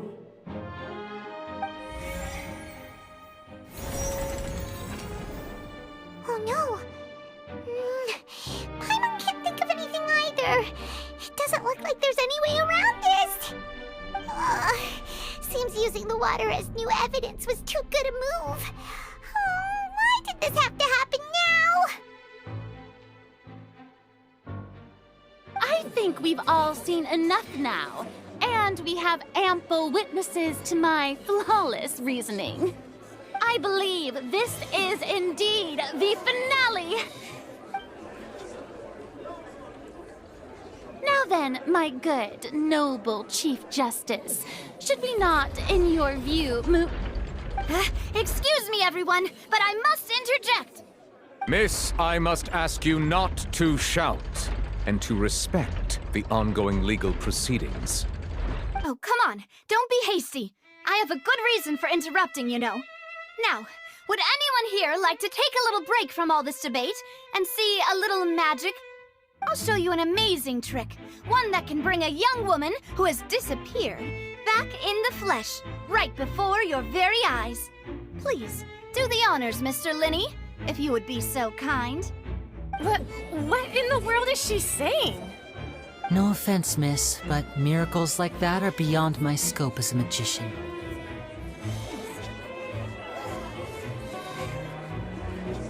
Come on now, don't be silly. Magic is all about misdirection, isn't it? It often conceals the truth while presenting a fascinating illusion. But once everyone believes the illusion, can't magic reveal the truth to them once again? And wouldn't such a trick be the most marvelous finale to today's performance? Come on, Lyney and Lynette, give it another go. Don't worry, Spina di Rasula has made the necessary arrangements on your behalf. But as the magic makers and stars of the show, I think I should leave the final performance to you. I understand.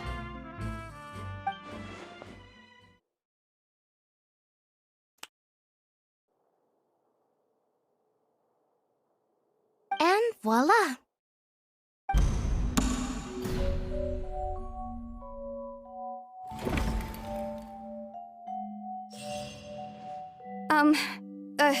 Sorry for the interruption. Wait, isn't that Halsey? So the whole thing about people dissolving wasn't true after all? To be clear, I'm only here because this person told me that if I testified, the merit of doing so would lessen my sentence. I was hiding outside this room listening to the proceedings because I was afraid that I would be the one put on trial. I was just feeling happy that no one had noticed me, and then before I knew it, she caught me. That'll teach you to underestimate us three. Where should I begin? I'm sorry. I'm the one who killed Cowell. I admit it. What? Why? Firstly, my name isn't Halsey.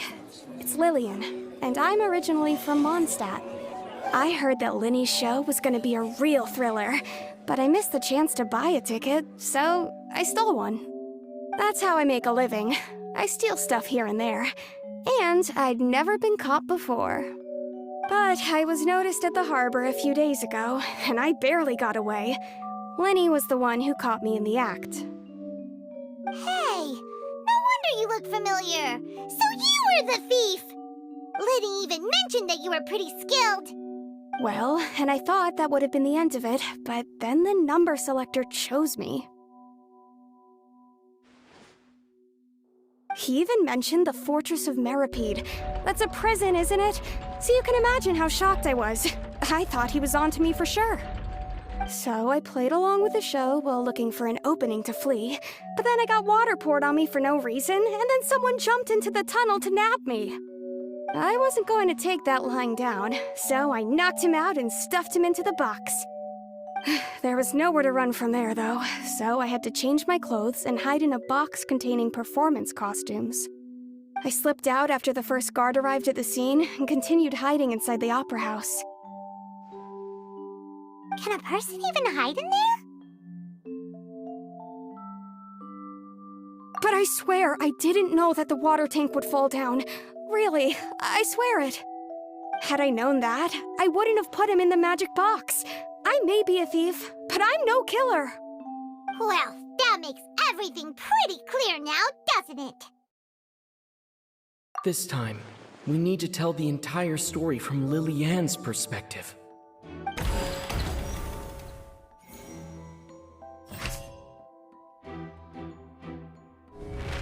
And it's Ace Detective Paimon time! Having been selected out of the blue, Lily-Ann panicked. Her panic only intensified after she entered the tunnel and had water poured on her head. So she kicked the door open, producing the thud we all heard. Hearing the commotion, Cowell leapt into the tunnel, only to discover that Lily-Ann had not dissolved. He did not know that Lily-Ann was not from Fontaine, but was a thief who made her way in by stealing a ticket. Mistakenly believing that the water from the primordial sea needed time to take effect, he tried to force Lily-Ann back into the box. The two broke the flower vase during the struggle, but Lily-Ann came out on top, knocking Cowell out and putting him in the box. With no way of escaping, she changed her clothes and hid in the costume trunk until the performance ended.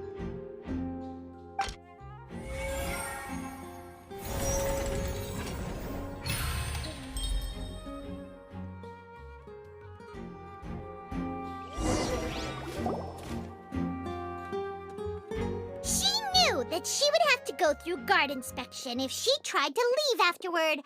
So, she has been trapped in the opera house these last 2 days. She had already become desperately hungry by the time we were chatting over macarons. So, she swiped 2 of them right under our noses. Talk about a sneaky thief. At this point, all the events that happened in the tunnel have now come to light. Ah, so that's the whole story. Bravo! Bravo! Now then, Lady Farina, do do you wish to speak against the defense's statements? Please answer the question, Lady Farina. Also, if I may add, the trial has not yet ended. As such, I request that the prosecution not leave the room before the proceedings have concluded. What? Are you reading my mind now? No. I have no further arguments. I admit defeat. But really, could you at least have left me with some dignity? Wow! Look at that! She's like a deflated balloon now! If there are no objections, then as the Chief Justice of Fontaine, I shall once again repeat the full sequence of events. The actual perpetrator of the serial disappearances, Cowell, selected his next victim from the audience reservation list. With some modifications to the selector, he could ensure that the pre-selected young woman would be chosen. To cover up any evidence while committing the deed, Cowell thought of allowing the water tank to fall, which would conceal the water left behind after the young woman was dissolved. He also tampered with the rope suspending the water tank, using the fireworks at the end of the performance to cause the tank to drop and hide the watermarks. He poured the water from the primordial sea into a balloon during the preparation of the magic box and stuck it to the box's lid. Finally, he passed the prepared hook on a rope through the gap in the magic box's door when bringing the young woman to said box. When the magic trick officially began, the box containing the woman was lowered into the tunnel, tightening the hook rope and bursting the balloon containing the water. If all had gone to plan, the young woman would be dissolved at this time. However, Lillian was not from Fontaine and thus fled the box with a loud noise. Realizing that there was trouble, Cowell entered the tunnel and met Lillian. Thinking that the waters had not yet taken effect, he decided to proceed. However, his opponent was more capable than he thought, and he was overcome, knocked unconscious, and placed into the magic box, and thus became his own final victim. Lillian, according to her own statements, then changed clothes and hid until the performance ended, before hiding in other parts of the opera house. As for Lyney, he was in the underground structures within the opera house, and was thus ignorant of these happenings. From this reconstruction of events, we can conclude that Lyney, the accused, is in fact innocent. While there is much in Lyney and Lillian's conduct that should still be investigated separately, this case, at least, can be handed over to the Oratrice to make the final decision.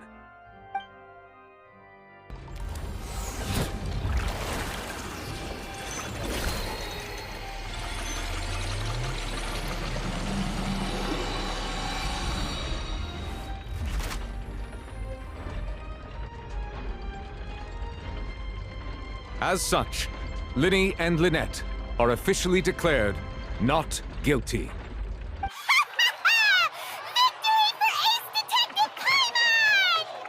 Great work, partners. Thank you all. Thank you so much. Next, I think we deserve an explanation, Guard Vaughn. How did you find the water from the primordial sea in Lyney's baggage? Right! Your discovery caused me to make a serious mistake, you know. Or was that not a discovery, but false evidence that you dared to bring before this court? I suspect that the accomplice mentioned in Cowell's notes was not Lyney, but you, yes?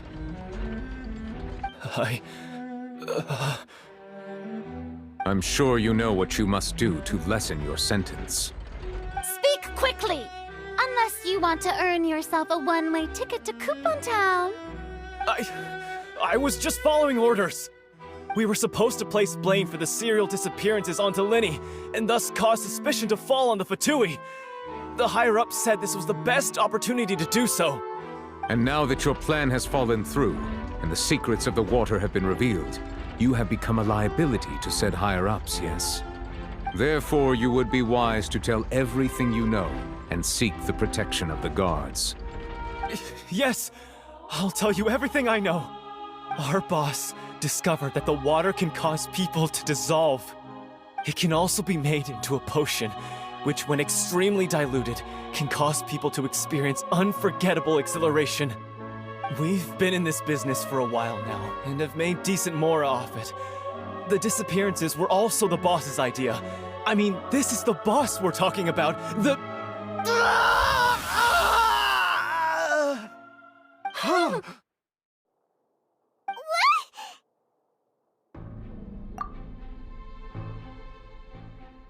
And now he can no longer talk.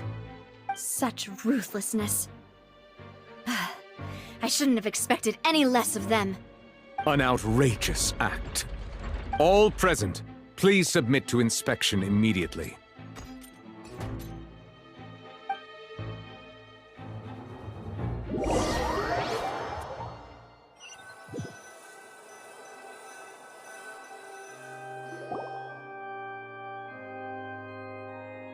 So, we're just going back now? That's true, but... Traveler, Paimon! Please wait. Lyney... I know you may not want to speak to me right now. Maybe you don't even want to look at me. But still, let me thank you again for defending me to the end, even after you learned that I'm a member of the Fatui. I guess. But regardless, I'd like the opportunity to set things straight. I didn't approach you with any ulterior motives or ill intent. I've spoken to you as myself, just plain Lyney this entire time. As for why I'm a Fatus, it's because the goals of the House of the Hearth align with those of an orphan like me. That's all. That was how Father, who you might know as the Knave, approached recruiting us back then too. The Knave? The one who controls the House of the Hearth? She's your father? That's right. And since we're here, I was wondering, would you mind hearing a story? It's about my past. Back when our parents first died, Lynette and I were left wandering the streets. To survive, I took to surreptitiously observing an older street performer who did magic. It took me several days to figure out how he pulled off his amazing tricks. I took my sister through several streets until we found a crowded corner, and we began to perform magic tricks there. To my surprise, we proved to be pretty popular, and we could at least stop worrying about where our next meal would come from for a time. But I didn't want my sister to remain a street rat together with me forever. Before long, an aristocrat came to me and claimed that he wished to take us in after watching my performances. So you went from orphans to nobility just like that? That was how we felt at first too. As if fate was on our side and we could say goodbye to those painful days. But I gradually discovered that while we were called foster children, he was really after my talent for magic tricks. He would constantly take me to all sorts of banquets to garner attention, which he would then use to expand his social circles. That doesn't seem too bad either. Better than roaming the streets at any rate. It took a while for me to realize just how dark his heart really was. After one particular performance at a banquet, I discovered that Lynette was not on the same return vehicle as me. I waited a long time after we returned home, but she did not come back. I went to that noble's bedroom and asked him about her whereabouts. The answer he gave me was, she caught the eye of the most eminent person at the banquet, so I sent her over as a gift. I mean, you'll be able to perform your magic regardless of who your assistant is, yes? Oh no. So he was gonna... But wouldn't Fontaine's laws deal with such people? As far as outsiders are concerned, this is a relationship akin to adoption or foster care, and they have their ways of escaping the eye of the law. I managed to ferret out the location of the mansion of that so-called eminent person and hurried through the night. But by the time I leaped over the walls, avoided the guards, and made my way in, all I saw was the moonlit ground covered in blood, and the knave standing there in the darkness. So, She'd already taken care of that guy. That's right. She had rescued my sister before she could come to any harm, and had even discovered several girls hidden in a basement, all of them orphans. Father, I mean, the knave, might have seen something in me, and so she made me an offer. The House of the Hearth welcomes you, for your interests align with ours. Here, none will ever betray you. Indeed, betrayal shall never be permitted here. I was hesitant to trust her. I mean, I had just been betrayed by nobles. But she was also quick to destroy the noble who had taken us in at first, giving us back our freedom. Oh, so that's how the two of you joined the House of the Hearth. She has her own plans. She has gained permission from the Tsaritsa to first use the Gnosis's power when she obtains it. She plans to use it to find a way to break the prophecy and save Fontaine. So, she believes in that prophecy too? That's right. The whole House of the Hearth is currently working to combat that crisis. Today's case has also proven that people from Fontaine can indeed dissolve into some sort of water, thus further supporting the prophecy. All of us house members here, Lady Arlecchino herself included, are from Fontaine. We won't give up on defending our homeland. To us orphans, the only connection we have left to this world, apart from our family, is our homeland.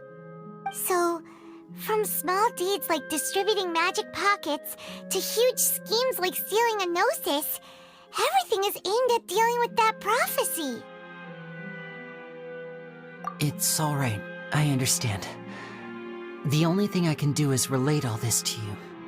I just hope you can understand that even as a member of the House, I have never stopped making my own decisions, and that I believe what I'm doing is right. If you should need anything at all in the future, feel free to find me.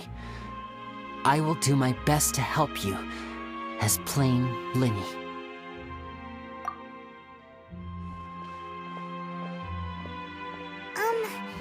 Bye, Lyney!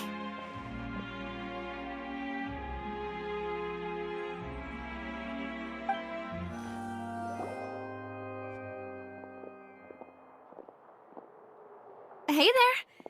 What was with the disappearing act you pulled right as the trial ended? Were you looking for us, Navia? Well, this whole thing isn't exactly over, is it? I do feel that we're getting closer to solving the serial disappearances case, though. Don't you think so, too? Huh? What's wrong, my dear partner?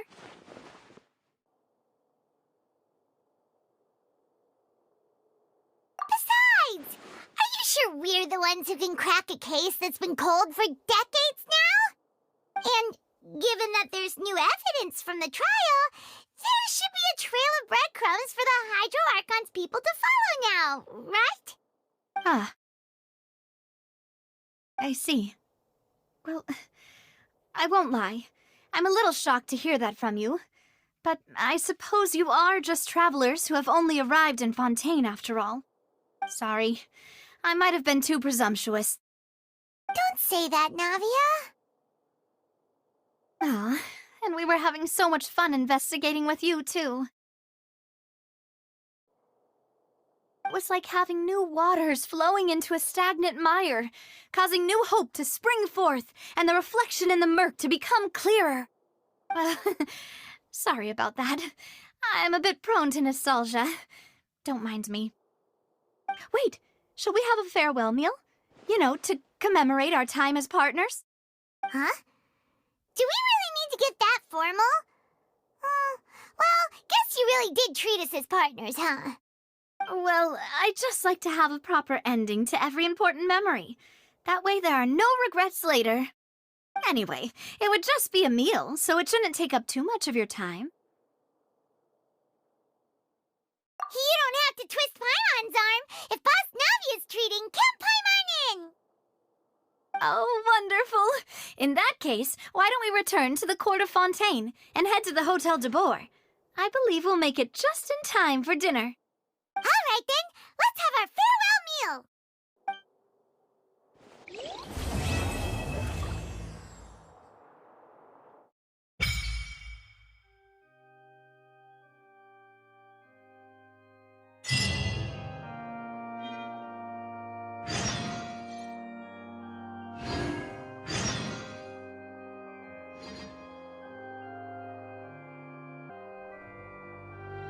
There's no such thing.